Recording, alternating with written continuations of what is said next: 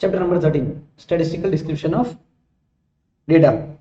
Important notes already highlighted किए हुए हैं, तो आपको ज़्यादा चेक करने की या चिंता करने की जरूरत नहीं है। आई नो कि आप गुजराती लैंग्वेज को ज़्यादा समझते हो, लेकिन मैं बात इंग्लिश में करूंगा और मेरा ये इंग्लिश चल रहा है। Okay, so start. First of all, Latin word status, Italian word statista, German word statistik and French word statistique. बराबर। आइनेक was written by Abul Fazl.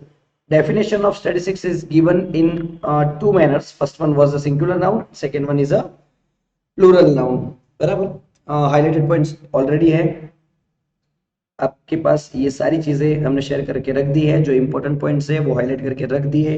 आपने शायद तक सारे पॉइंट्स पढ़ लिए होंगे। There are two types of data which are primary data and secondary data. ऐसा कहा जाता है जो डेटा पहली बार का लेके आ जाता है उसको हम क्या कहते हैं, प्राइमरी। बराबर। किसी और से डेटा लिया जाता है उसको क्या बोलते हैं, secondary. Just on the page with me, right. और अगर आपने एक्सरसाइज निकाल के रखी है तो कोई टेंशन नहीं है, डायरेक्ट एक्सरसाइज पे अपन मूव कर देंगे।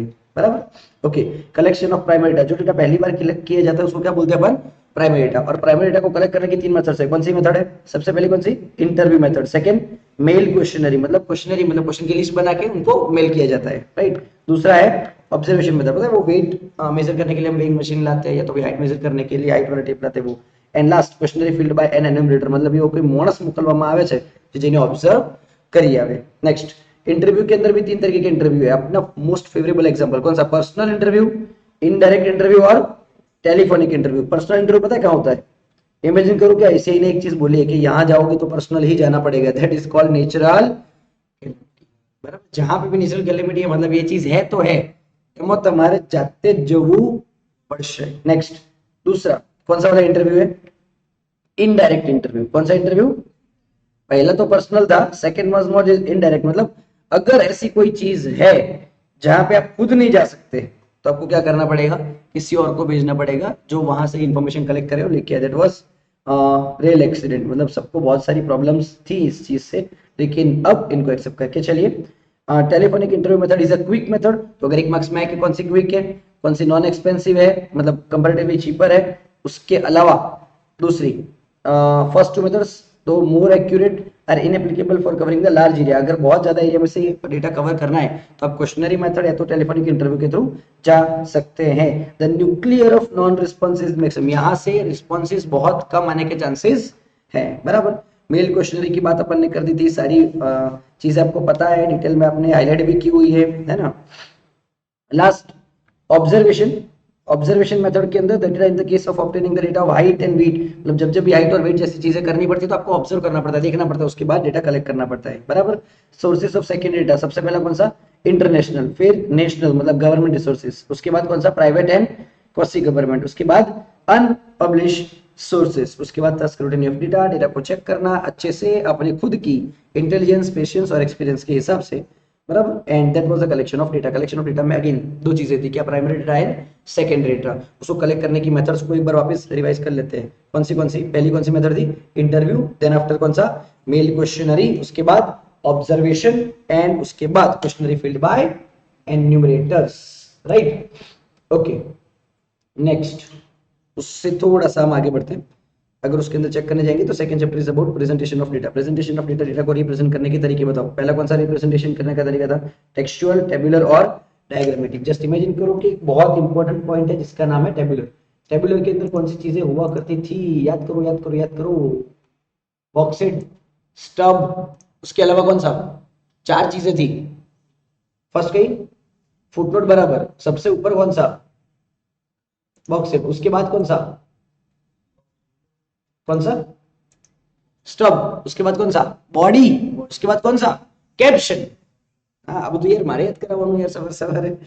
चलो, सबसे पहली चीज कौन सी थी, here will discuss about caption. Caption मतलब क्या, जो कॉलम्स को और सब कॉलम्स को टाइटल दिया जाता है। उसके बाद क्या, बॉक्स सेट, मतलब एंटायर अपर पार्ट। उसके बाद क्या, स्टब, मतलब left part will describe the rows. और लास्ट में क्या है, बॉडी, जिसमें न्यूमेरिकल फिगर्स हम इंक्लूड करते हैं। बराबर। Caption is the upper part of a table which describe the columns, box set is the entire upper part. अच्छा, उसके बाद क्या, stub is a left part providing the description of रोज। बराबर। अब यहाँ पे देखो, जो ऊपर का पोर्शन है, ये पूरा पोर्शन जिसको हम क्या कहेंगे, box set, this are called as captions, जो हमें कॉलम्स के बारे में जानकारी देते हैं।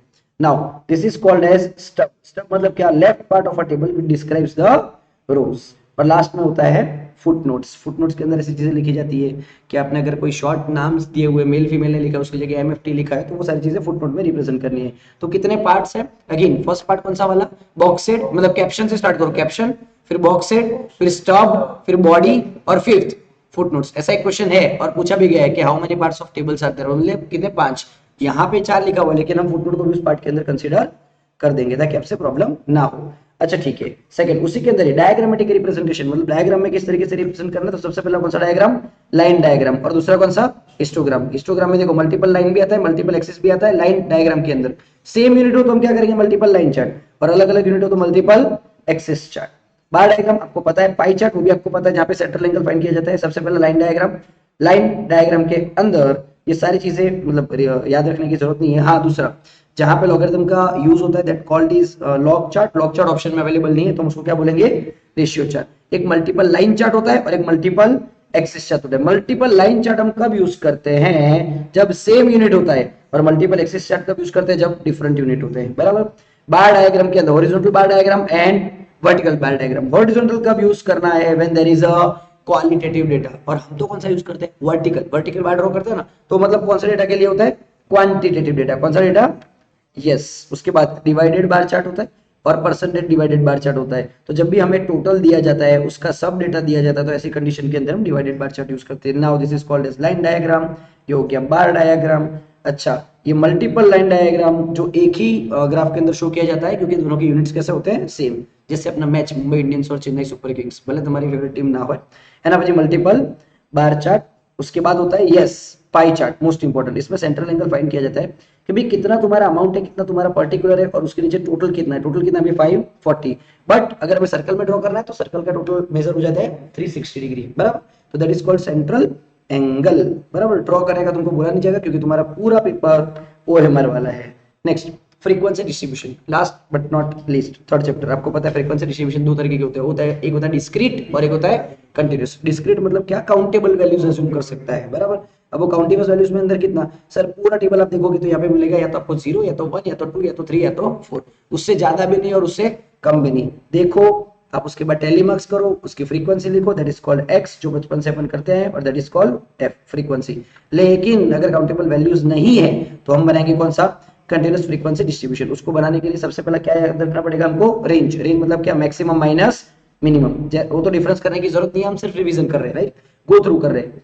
नेक्स्ट, उसके बाद क्लास लाइन बनाने के बाद हम क्लासेस बनाते हैं, क्लासेस बनाने के बाद हम टेलीमार्क्स करते हैं, उसके बाद फ्रीक्वेंसी लिखते हैं। लेकिन ये बनाते वक्त बहुत सारे टर्मिनोलॉजीज का ध्यान रखना पड़ता है। सबसे पहली टर्मिनोलॉजी होती है क्लास लिमिट। लाइक हमारा पहला क्लास है 10 से 20, तो क्लास लिमिट्स मतलब lower class limit and upper class limit. एक होता है एलसीएल और एक होता है यूसीएल, बराबर। एलसीएल को अपन क्या बोलते हैं, लोअर क्लास लिमिट, और यूसीएल को बोलते हैं अपर क्लास लिमिट। बताओ इसमें से एलसीएल कौन सा है, 44, यूसीएल कौन सा है, 48। लेकिन कभी कभी कैलकुलेशन करते वक्त या बड़ी मेजरमेंट्स के अंदर मीन मीडियन मोड कैलकुलेट करते वक्त हमें इसको कहना है एक्सक्लूसिव क्लासेस। क्या कहना है, लेकिन उसको कन्वर्ट किसने करना पड़ता है, इंक्लूसिव। अरे उल्टा बोल रहे हो, इंक्लूसिव को किसमें कन्वर्ट करना पड़ता है, एक्सक्लूसिव में। लाइक इंक्लूसिव और एक्सक्लूसिव क्या है, तो अगर यहाँ पे 48 है लेकिन शुरुआत 48 से नहीं हो रही है, नेक्स्ट क्लास की कहां से हो रही है, 49, तो इसको हम कहेंगे इंक्लूसिव। क्या कहेंगे, क्योंकि यहाँ पे 48 को इंक्लूड किया जाता है। और एक्सक्लूसिव बनाने के लिए हमारे क्लास कुछ ऐसे होते हैं 10, 20, 20, 30, मतलब यहाँ पे 20 को क्या किया जाता है, एक्सक्लूड किया जाता है। 19 को इंक्लूड किया जाता है, लेकिन 20 है तो उसकी नीचे वाली क्लास में, बराबर। तो ये हो गया आपका एलसीएल और यूसीएल, एलसीएल और यूसीएल। लेकिन अगर मैंने इसमें से, वो बचपन से अपन करते हैं, 0.5 माइनस किया और 0.5 प्लस किया, तो इंक्लूसिव क्या बन गया, एक्सक्लूसिव, बराबर। तो ये हो गया तुम्हारा एलसीबी और ये हो गया तुम्हारा यूसीबी। देखो नेक्स्ट हमारा क्लास बाउंड्रीज है, राइट। अब इसको अच्छे से ऑब्जर्व करना है कि 20, 30, 30, 40, 40, 50, उसमें कोई टेंशन नहीं है। हाँ, कैसे मिलेगा, d/2 एलसीएल में माइनस करना है, यूसीएल में प्लस करना है। वही चीज, मतलब इन दोनों का डिफरेंस है ना, डिफरेंस, इसको अपन डी बोलते हैं। और डिफरेंस अपना कितना है, 1। डिवाइड बाय 2 क्या करना है, माइनस, और डिवाइड बाय 2 क्या करना है, प्लस। मतलब 0.5 माइनस और 0.5 प्लस, बराबर। तो एलसीएल, यूसीएल, एलसीबी, यूसीबी के बीच में डिफरेंस आपका क्लियर है। Okay, what is this, this is mid point. Calculation करते वक्त हम पूरी की पूरी क्लास को कभी कैलकुलेशन में नहीं लेते, तो हम क्या फाइंड करते हैं, उसका मिड वैल्यू याद रखना, मिड वैल्यू का दूसरा नाम है क्लास मार्क। क्या नाम है? मतलब upper class limit and lower class limit divide by 2, बराबर। उसके बाद क्या? क्लास इंटरवल या क्लास साइज, जिसको अपन क्या बोलते थे 10th के अंदर? हाइट बोलते थे। क्या बोलते थे? कैसे फाइंड करेंगे भाई? कैसे फाइंड करेंगे? एक्सक्लूसिव मतलब यूसीबी माइनस एलसीबी। अच्छे से समझो, एक मेरे क्लास है 0 to 9, एक है 10 to 19, एक है 20 to 29, इसको अपन बोलेंगे इंक्लूसिव। क्या बोलेंगे? नाउ अगर यहाँ पे है 0 to 10, 10 to 20, 20 to 30, ये क्या हो गया हमारा? एक्सक्लूसिव। अब क्लास लेंथ या क्लास साइज फाइंड करें तो हम क्या करेंगे? 9 माइनस 0 करेंगे? नहीं, हम क्या करेंगे? 0.5 प्लस करेंगे, 0.5 माइनस करेंगे, तो हमको क्या मिलेगा? इंक्लूसिव में से एक्सक्लूसिव मिलेगा। मतलब कंपैरेटिवली हमको यूसीबी माइनस एलसीबी करना है अगर हमको क्लास साइज चाहिए तो, बराबर। उसके बाद आता है क्यूमुलेटिव फ्रीक्वेंसी। सीएफ दो तरीके की होती है, एक होती है लेस देन और एक होती है मोर देन। लेस देन में हम प्लस करते हैं और मोर देन में हम टोटल में से क्या करते हैं? माइनस। नाउ दो इंपॉर्टेंट टर्म जो हमको पता नहीं है, एक का नाम है फ्रीक्वेंसी डेंसिटी और एक का नाम है रिलेटिव फ्रीक्वेंसी। सबसे पहले समझते हैं फ्रीक्वेंसी डेंसिटी। फ्रीक्वेंसी डेंसिटी का मतलब क्या हुआ? पर्टिकुलर फ्रीक्वेंसी डिवाइड बाय उसकी क्लास लेंथ। मतलब 3/5, यहाँ पे फ्रीक्वेंसी 4 है तो 4/5, यहाँ पे फ्रीक्वेंसी 5 तो 5/5, यहाँ पे 7 तो 7/5, क्योंकि क्लास लेंथ कितनी है भाई अपनी क्लास के अंदर? 5। इसको बोलते हैं फ्रीक्वेंसी डेंसिटी। तो सर ओएमआर में ये चीज आ सकती है कि हाँ, उसकी फ्रीक्वेंसी और उसकी क्लास लेंथ, उसकी फ्रीक्वेंसी उसकी क्लास लेंथ, और ऑन द अदर एंड क्या लिखा हुआ है? Relative frequency. मतलब हम हमारी फ्रीक्वेंसी को टोटल फ्रीक्वेंसी के साथ कंपेयर करेंगे, दैट इज कॉल्ड 3/36, 4/36। तो अगर ओएमआर में है तो चार ऑप्शन में से देख लेने का कहां पे फ्रीक्वेंसी बाय टोटल फ्रीक्वेंसी लिखा हुआ है। ठीक है, ये हो गया हमारा पॉइंट फिनिश। अब उसके बाद नेक्स्ट पॉइंट कौन सा? Graphical representation. सबसे पहला कौन सा? हिस्टोग्राम, जो हमने देखा। नेक्स्ट कौन सा है? फ्रीक्वेंसी, पॉलीगॉन, और लास्ट में तुम्हारा फेवरेट कौन सा? ऑगी। नेक्स्ट हिस्टोग्राम ड्रॉ करना आ जाएगा। अच्छा, हिस्टोग्राम से हमें क्या चीज मिलती है? याद आ रहा है? मैक्सिमम बार्स को अगर हम इंटरसेक्ट करना चाहे तो इंटरसेक्शन वाला जो पॉइंट है ना, वो हमारा हो जाएगा मोड। क्या हो जाएगा? तो सबसे इंपॉर्टेंट क्वेश्चन अगर इस चैप्टर का कहा जाए तो दो क्वेश्चन है। वो दो क्वेश्चन में से एक क्वेश्चन है कि ग्राफिकल या मोड को कैसे फाइंड कर सकते हैं, तो with the help of histogram. और दूसरा सेकंड पॉइंट, अगर हमें मीडियन फाइंड करना है तो हम क्या यूज करेंगे? ऑजिव्स, मतलब जिसको हम ऑगिव्स भी बोलते हैं, जिसको कहते हैं मतलब लेस देन होता है और मोर देन होता है। मतलब उसकी डिस्क्रिप्शन में अपन ने सारी चीजें लिखी हुई है, हमारे पास पैम्पलेट्स हैं, हमने शेयर किए हुए हैं, वो आपके पास ऑलरेडी है। नेक्स्ट क्या लिखा हुआ है? कौन सा कर्व? Frequency curve. कौन सा? Bell shape, U shape, J shape और मिक्स। सबसे काम का कौन सा? देखो, most commonly use distribution provide कौन सा? बेल शेप, बराबर। उसके बाद द डिस्ट्रीब्यूशन हाइट का कर्व कैसा होता है? Bell shape. वेट का कैसा होता है? Bell shape. मार्क्स का कैसा होता है? Bell shape. प्रॉफिट्स का कैसा होता है? बेल शेप, बराबर। हाँ, ये बताते कि बेल शेप कर्व कैसा होता है और किस किस का होता है। मतलब शुरुआत करते हैं, फिर थोड़ा सा मैक्सिमम पॉइंट पे जाता है, फिर वहां से मिनिमम पॉइंट पे जाता है। नेक्स्ट, इस पूरे चैप्टर के अंदर हमें ये समझना है कि अब इंपॉर्टेंट पॉइंट्स अगर नोट्स हमने बनाई है तो वो नोट्स ऑलरेडी मॉड्यूल ने या तो इंस्टीट्यूट ने दे रखी है। That is called statistics always deals with aggregate concern with the quantitative data. सुनना, statistics concern with the quantitative data, qualitative भी होता है लेकिन उसको भी कन्वर्ट किस में किया जाता है भाई? क्वांटिटेटिव के अंदर। Okay okay. डेटा के टाइप्स, प्राइमरी और सेकेंडरी। रिप्रेजेंटेशन, टेक्सचुअल, टेबुलर और डायग्रामेटिक। अच्छा, उसके बाद डायग्राम्स, लाइन डायग्राम, बार डायग्राम और पाई चार्ट। उसके बाद यहाँ से शुरू होते हैं आपके ओएमआरस, एमसीक्यूज, और वो सारी चीजें अपन डिस्कशन अभी करने वाले हैं। Is it clear? चलो, अब मॉड्यूल आपके पास होनी चाहिए फटाफट एक्सप्लेनेशन और रीजन के साथ। सबसे पहला exercise 1, which of the following statement is false? कौन सा गलत है? मतलब बाकी के सही है। बताओ। Latin word status, Italian word statista, French word statistics. नहीं, ये स्टैटिस्टिका, तो ये तो कौन सा वर्ड है? German word. फ्रेंच वर्ड कौन सा होता है? स्टैटिस्टिक्यू। तो आपका ऑप्शन सी हो जाएगा। Statistics is defined in the terms of कौन सा डेटा? न्यूमेरिकल। भाई न्यूमेरिकल मतलब क्या? क्वांटिटेटिव एंड क्वालिटेटिव, बट वो कौन सा सेंस है भाई? प्लूरल, बराबर। स्टैटिस्टिक्स अप्लाइड किसमें किया जाता है? कहाँ यूज किया जाता है? Economics, business management, commerce, industry, सब में। Next, statistics is concern with कौन सा डेटा? क्वांटिटेटिव। क्वालिटेटिव के साथ भी वो डील करता है लेकिन उसको कन्वर्ट किस में करता है? क्वांटिटेटिव के अंदर। अच्छा, एट्रीब्यूट मतलब क्या? एट्रीब्यूट मतलब qualitative characteristic. Annual income of a person मतलब कौन सा? Discrete variable. Marks of a student 7th, बताओ। यस। उसके बाद नेशनलिटी ऑफ अ स्टूडेंट कौन सा? एट्रीब्यूट। भाई नेशनलिटी मतलब इंडियन है, अफ्रीकन है, ऐसा समझ में आ जाता है ना। हाँ, नेक्स्ट। ड्रिंकिंग हैबिट क्या होता है? वो लक्षण मतलब एट्रीब्यूट। एज मतलब क्या? कंटिन्यूअस वेरिएबल, पर्टिकुलर टाइप से हम उसकी एज काउंट करते हैं, that is called continuous variable. Data collected on religion from something, मतलब सेंसर रिपोर्ट में से डेटा निकाला जाता है, तो उसको प्राइमरी नहीं बोलते, क्या बोलते हैं, सेकेंडरी, किसी और ने कलेक्ट किया हुआ है। अच्छा, हाइट को अपन मेजर कर रहे हैं with the help of measuring tape, तो ये मेथड का नाम है ऑब्जर्वेशन मेथड, लेकिन डेटा कौन सा कलेक्ट कर रहे हैं हम, primary data. Next, primary data are collected by what, interview method, observation method, questionnaire method, कौन सा, ऑल ऑफ दिस, बराबर। नेक्स्ट, क्विकेस्ट मेथड बताओ, अपन डिस्कशन किया था, कौन सा, telephonic. Most most most important, natural calamity है तो खुद जाना पड़ेगा, फ्लड है, अर्थक्वेक है, तुमको खुद जाना पड़ेगा, बट है तो है। नेक्स्ट, रेल एक्सीडेंट के अंदर तुम खुद नहीं जा सकते, तुम पहुंच नहीं सकते, इसमें तुम्हें किसी और को भेजना पड़ेगा जो अथॉरिटी है, बराबर, अथॉराइज्ड पर्सन है। Next, which method covers the widest area, सबसे ज्यादा एरिया में से डेटा कलेक्ट करना है, तो कौन सा, मेल क्वेश्चनरी, बराबर। The amount of non responses are maximum, तो कौन सा, mail questionnaire. Some important sources of second data, सारे इंपॉर्टेंट है लेकिन सबसे इंपॉर्टेंट कौन सा, इंटरनेशनल एंड गवर्नमेंट, ठीक है। नेक्स्ट, उसके बाद बताओ, चलो, अच्छा ये तो तुमको समझ में आ गया था ना, ये अपन डिस्कशन किया था कि डिस्क्रीट और कंटिन्यूअस क्या होता है, किसको डिस्क्रीट बोलना है, किसको कंटिन्यूअस बोलना है, जिसको काउंट कर सको उसको क्या बोलने का, डिस्क्रीट, जिसको मेजर करना पड़े उसको क्या बोलने का, कंटिन्यूअस, जिसका आंसर नंबर में आया तो क्या बोलने का, डिस्क्रीट, डेसिमल में भी आ सकता है उसको बोलने का, कंटिन्यूअस। आ जाओ, internal consistency can be check if the number of related series are given, तो वही तो इंटरनल कंसिस्टेंसी चेक करेंगे।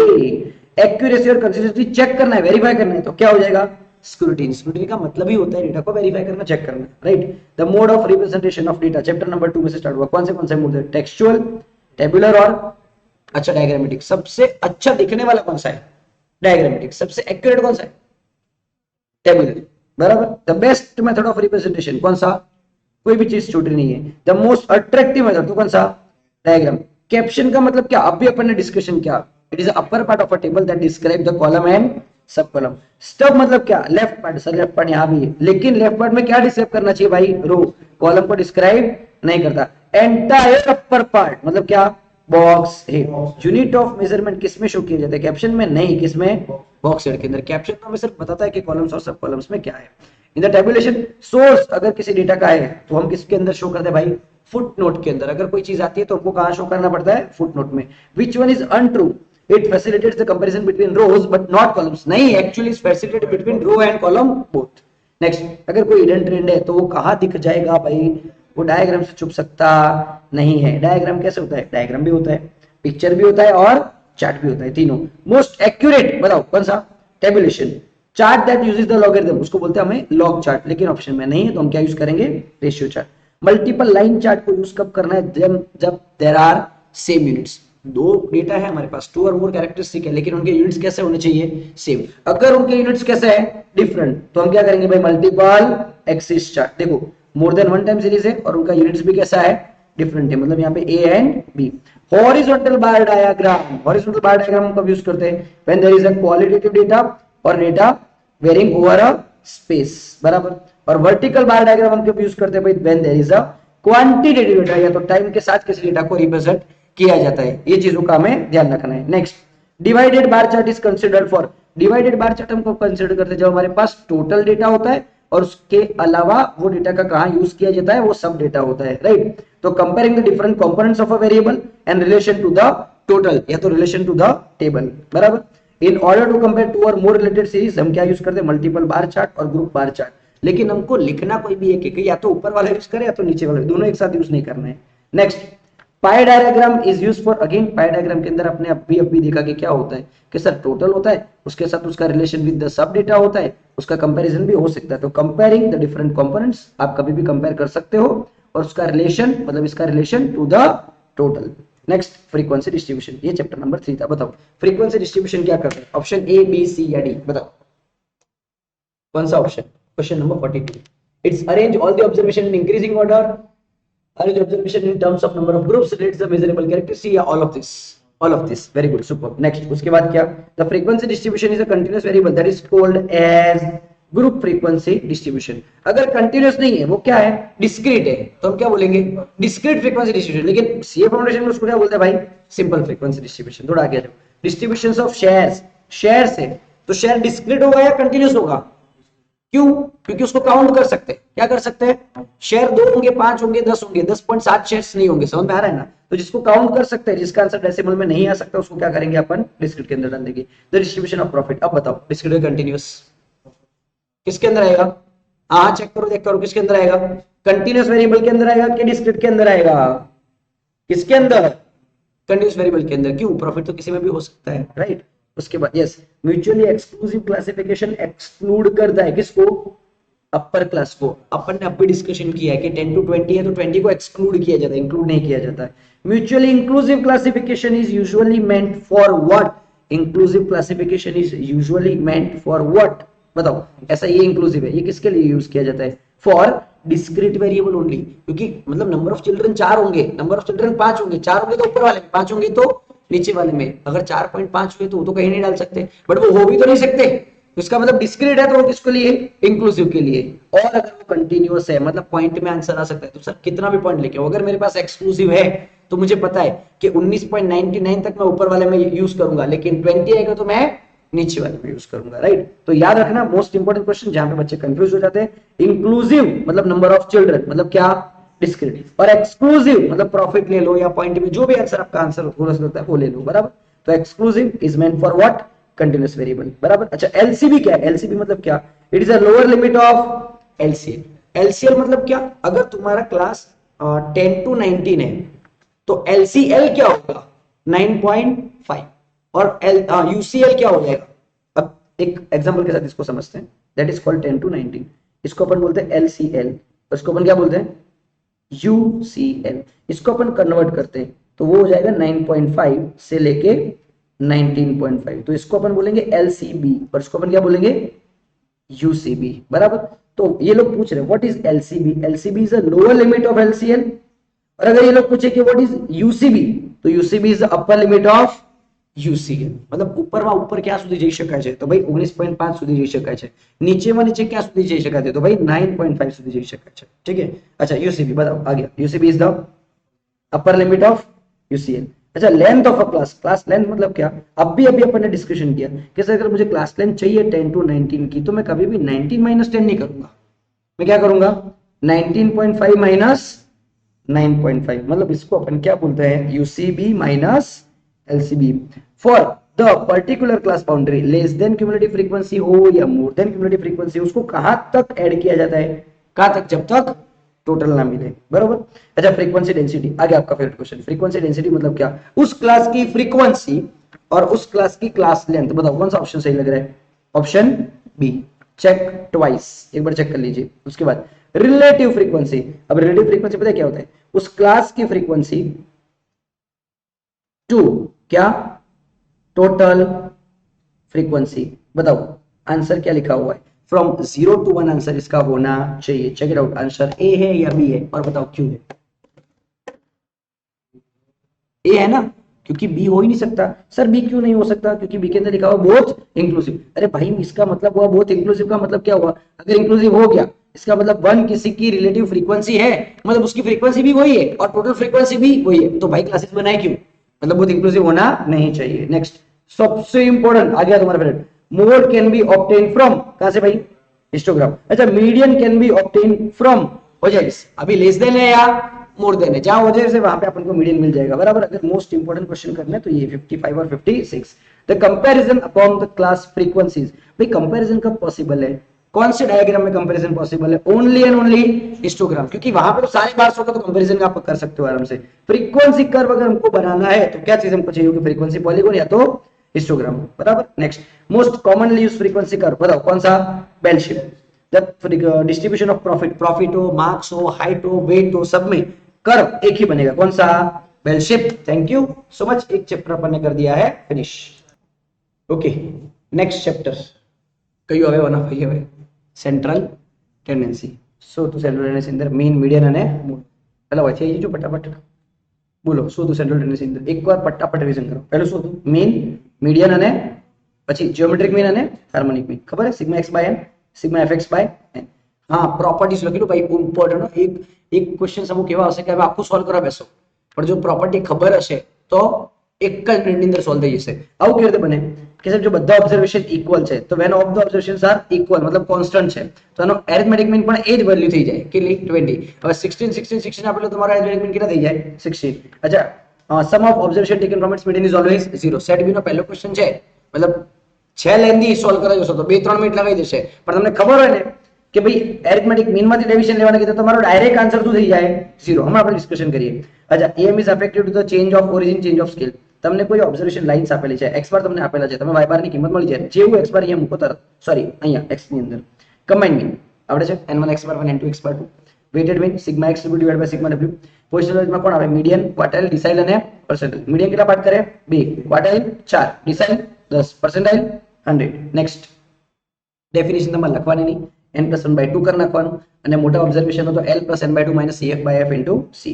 अच्छा n+1/4 n+1/10 આગળ જે કમ્પલસરી લગાવવાનું n+1/100 આગળ j. Next mode. अब mode is known as the highest repeated observation. But अगर बहुत बड़ा एग्जांपल है तो क्या करेंगे fm - f1 2fm - f1 - f2 into c. ये याद रखना पड़ेगा. ये सारे फार्मूलास की पीडीएफ आपको दी हुई है शेयर की हुई है बराबर. मॉडल क्लास कैसे मिलेगी जिसके अंदर हाईएस्ट फ्रीक्वेंसी हो. Most important the difference between mean minus mode. Most important difference between mean minus mode is 3 times the difference between mean minus median. और लास्ट में अपन को क्या मिलता है 3m minus 2x बार. इसको क्या बोलते हैं एम्पिरिकल फॉर्मूला. किसने दिया था कार्ल पियर्सन. ज्योमेट्रिक मीन मतलब क्या इट इज nth ऑब्जर्वेशन मतलब मॉड्यूल के अंदर ऐसा करके फिर 1/n दिया हुआ है बराबर. ठीक है हो जाएगा. नेक्स्ट अगर डिस्क्रीट फ्रीक्वेंसी है तो ऊपर हमेशा माथे पे किसको चढ़ाने का फ्रीक्वेंसी याद रखना. बेस में अपन को रहने का ऑब्जर्वेशन को रहने का लेकिन माथे पे किसको चढ़ाने का फ्रीक्वेंसी को. फिर ये तो n जैसे आप करते हैं वैसे हर बार. Next harmonic mean. Arithmetic mean का उल्टा मतलब सिग्मा x बाय n होता है ना इसके अंदर क्या n बाय सिग्मा लेकिन ऑब्जर्वेशन का भी उल्टा मतलब क्या सिग्मा 1 बाय x. तो सर तीन ऑब्जर्वेशन में 1 बाय x1 1 बाय x2 और 1 बाय x3 बराबर. देखो दो hm is the reciprocal of am. am का रेसिप्रोकल तो है लेकिन उनके ऑब्जर्वेशन का भी क्या है रेसिप्रोकल. लेकिन अगर डिस्क्रीट फ्रीक्वेंसी भी है ऑब्जर्वेशन के साथ अगेन रिपीट फ्रीक्वेंसी उधर चढ़ाने का माथे पे अपने को क्या रहने का नीचे और फ्रीक्वेंसी क्या रहेगी ऊपर बराबर. हमेशा याद रखना कौन सा मीन जियोमेट्रिक मीन हो या हार्मोनिक मीन बराबर. Combine harmonic mean. Combine harmonic मतलब क्या जैसे वहां पे कंबाइन मीन में क्या था n1 x बार 1 n2 x बार 2. यहाँ पे कंबाइन हार्मोनिक मीन में क्या है n1 + n2 divide by n1 bye h1 और n2 बाय h2 बराबर. अच्छा कोई पूछे इन तीनों के बीच में रिलेशन क्या है तो बोलने का g2 = ah. समझे मतलब a into h. કેમ આવા લોકો કરશે કારણ કે a into h मतलब एरिथमेटिक मीन અને हार्मोनिक मीन ऑप्शन कैसे कि ज्योमेट्रिक मीन लाओ तो लो अलाइ दी बराबर. ज्योमेट्रिक मीन का स्क्वायर बराबर am into hm बराबर. But arithmetic mean is always greater than geometric mean is always greater than harmonic mean. Harmonic mean का डिस्कशन अपन ने कर लिया. मोस्ट इंपोर्टेंट एक જ બોક્સ માં બધું गेट में घुसो एग्जाम हॉल में उससे पहले भी देख के जाना कितने एमसीक्यू बताओ. सबसे best measure of central tendency कौन am. Most commonly used of measure of central tendency कौन am. बट मोस्ट पॉपुलर तो प्रैक्टिकल लाइफ में सबसे ज्यादा तो कौन मोड. उसके बाद based on all the observation am gm और hm. मैथमेटिकल प्रॉपर्टी किसकी बताई उसके अंदर है am gm और hm. Affected by sampling fluctuation. भाई बहुत सारे इफेक्ट होते हैं लेकिन सबसे ज्यादा इफेक्ट किसको होता है am को बराबर. इजी टू कैलकुलेट मतलब कौन मोड और डिफिकल्ट टू कैलकुलेट मतलब कौन भाई. ये कंपलसरी करके जाना देख लो स्क्रीनशॉट ले लो जो भी करना है कर लो. फॉर ओपन एंडेड क्लासिफिकेशन कौन सा सबसे बेस्ट है मीडियन. मोड भी होता है लेकिन हम किसको प्रीफर करेंगे मीडियन को. अच्छा ये देख लो. नेक्स्ट मोस्ट इंपोर्टेंट मोड कहां से मिलेगा हिस्टोग्राम से. मीडियन कहां से मिलेगा ऑब्जेक्ट से. ऑब्जेक्ट कितने टाइप के होते हैं दो लेस देन और मोर देन बराबर. इधर जहां पे जो हाईएस्ट बार है उनके दोनों एंड्स को इकट्ठा करके जो इंटरसेक्ट करेंगे ना इसको अपन बोलेंगे मोड. क्या बोलेंगे तो मोड हमेशा कहां से मिलेगा हिस्टोग्राम से कंपलसरी. और लेस देन टाइप CF और more than type CF draw करते हैं तो उस डायग्राम को अपन बोलते हैं ऑजिव्स या ऑगिव्स. लेकिन वो जहां पे इंटरसेक्ट करेगा वो हमारा क्या हो जाएगा पॉइंट. सॉरी वो जहां पे इंटरसेक्ट करेगा वो पॉइंट हमारा क्या हो जाएगा मीडियन वाला पॉइंट. यहां से क्वार्टर्स भी हमको मिल सकते हैं बराबर. नेक्स्ट उसके साथ ही नेक्स्ट चैप्टर है कौन सा मेजर्स ऑफ डिस्पर्सन. लेकिन पहले मेजर्स ऑफ सेंट्रल टेंडेंसी. अगर कोई पॉइंट रह गया हो तो यहाँ पे अपन ने टिक मार्क कर दिया है. अरिथमेटिक मीन टिक मार्क कर दिया है. कैसे फाइंड करना है हमको पता है. शॉर्टकट ट्रिक्स पता होनी चाहिए एग्जाम के अंदर. क्या m प्लस MRC GT कैसे यूज करें तो फटाफट मीन का आंसर आएगा. छोड़ना मत 3 मिनट लगे 4 मिनट लगे छोड़ना मत बराबर. आंसर कंपलसरी आएगा. वो भी अपन को आंसर नहीं लाने का है भाई अपन को सिर्फ ऑडिट करने का है. ऑल द ऑब्जर्वेशन सेम है तो हमारा मीन भी सेम होगा। Sum of observation taken sorry sum of deviation taken from its arithmetic mean is always 0। और ये देखो ये एक हमेशा लीनियर रिलेशन है, सुनना ये ऐसा एक लीनियर रिलेशन है जहां पे x का तुम कोई भी मेजर रखोगे ना तो y का उसका मेजर मिल जाएगा, x का मीन रखोगे तो y का मीन मिलेगा, x का मीडियन रखोगे तो y का मीडियन रखेगा, बराबर। नेक्स्ट कंबाइन मीन, ये हमको पता है, कंबाइन मीन के फॉर्मूलाज ये सारी चीजें हमको पता है, एक बार देख लेना। मीडियन, मीडियन के बारे में हमने देख लिया है, ये फॉर्मूलाज आपको याद रहती तो ठीक, नहीं याद रहती तो कोई टेंशन नहीं, अपन ने फॉर्मूला का डिस्कशन कर लिया है। વધારે ઉલમાથી ચૂલમાં પડવાનું नहीं, बराबर। x की वैल्यू रख दी, y की वैल्यू मिल जाएगी। अब यहाँ पे मीडियन रखा है तो मीडियन मिल जाएगा, कोई चिंता नहीं है ना।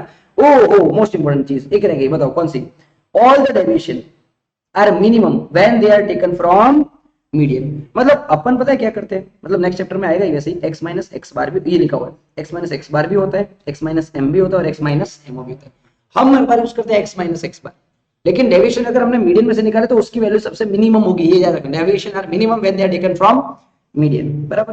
Partition values, quartile, decile, percentile, ये सारी चीजें में पता है, लेकिन अगर एग्जाम में आ गया ऐसे वाले कोई क्वेश्चन दे दिए तो याद रखना कंपलसरी इसको असेंडिंग ऑर्डर में अरेंज करना पड़ेगा, डायरेक्ट धड़ाधड़ कहीं ना आता, असेंडिंग ऑर्डर में अरेंज करना पड़ेगा। असेंडिंग ऑर्डर में अरेंज करने के बाद अगर कोई ऐसी वैल्यू आई तो उसको स्प्लिट भी करना पड़ेगा। 2.75 मतलब 2 अलग और 0.75 अलग, ब्रैकेट में लिखो 3 - 2। यहाँ पे बताओ 6.60 मतलब क्या, 6 अलग और 0.60 अलग, लेकिन ब्रैकेट में क्या लिखना पड़ेगा, 7 - 6, क्योंकि ये 6 और 7 के बीच में आता है। 9.02 मतलब क्या, 9 और 0.02, और ये आता है 9 और 10 के बीच में, तो 10 - 9 कंपलसरी याद रखने वाली चीज है, और हमें पता है, फिर ये हमने फॉर्मूला यूज किया है। आ जाओ, the difference between mean minus mode, सुनना, difference between mean minus mode is 3 times difference between mean minus median. वही चीज y is equals to a plus bx, linear relation between two variables. यहाँ पे mode रखोगे, यहाँ पे mode मिल जाएगा। Time नहीं है, इंपॉर्टेंट क्वेश्चन करके जाना, भूलना मत। ज्योमेट्रिक मीन डिस्कशन कर लिया है, हाँ ये सारी चीजें नहीं करोगे, हाँ ये कर लो।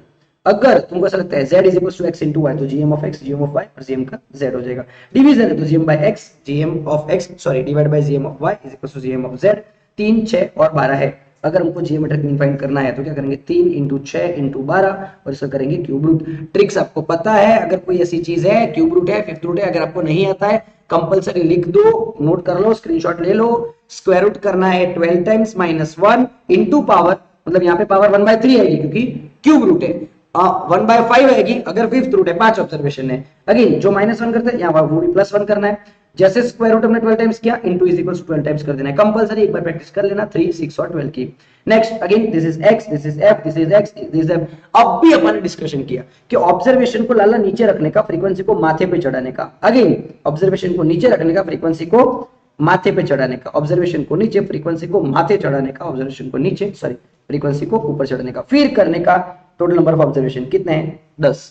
अब 10th रूट मतलब क्या, 1/10, चुपचाप इधर आ जाने का। 12 times square root -1 into 1 divide by, यहाँ पे 3 की जगह क्या हो जाएगा 10, बराबर। कंपलसरी हार्मोनिक मीन हमको पता है, हार्मोनिक मीन पता है। इधर आओ, 4, 6 और 10 क्या करने का, कैसे सोल्व करने का, कैलकुलेटर हाथ में ले, कैसे करने का। हार्मोनिक मीन है मतलब 3 ऑब्जर्वेशन, 1/4, 1/6 और 1/10। फटाफट 1/4 m plus, 1/6 m plus, 1/10 m plus और 3 डिवाइड बाय MRC। फटाफट आंसर लेके आओ, क्या आंसर निकल के आता है, हम सिर्फ रिवीजन कर रहे हैं। क्या आंसर, यस आ गया, यहाँ पे चेक करना, बराबर। ये मतलब गलत है, हाँ।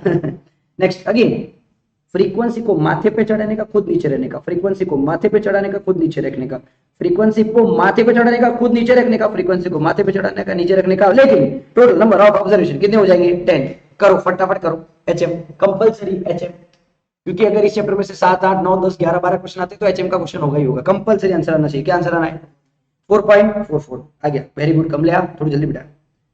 AM greater than GM greater than HM, हाँ ऐसा होगा। AM फाइंड करो, GM फाइंड करो, वो तुमको प्रूफ करके बताएंगे। छोड़ो, अभी नहीं करना है, अभी नहीं करना है, हमें याद रखना है कि क्या compulsory G² is equals to AH GG।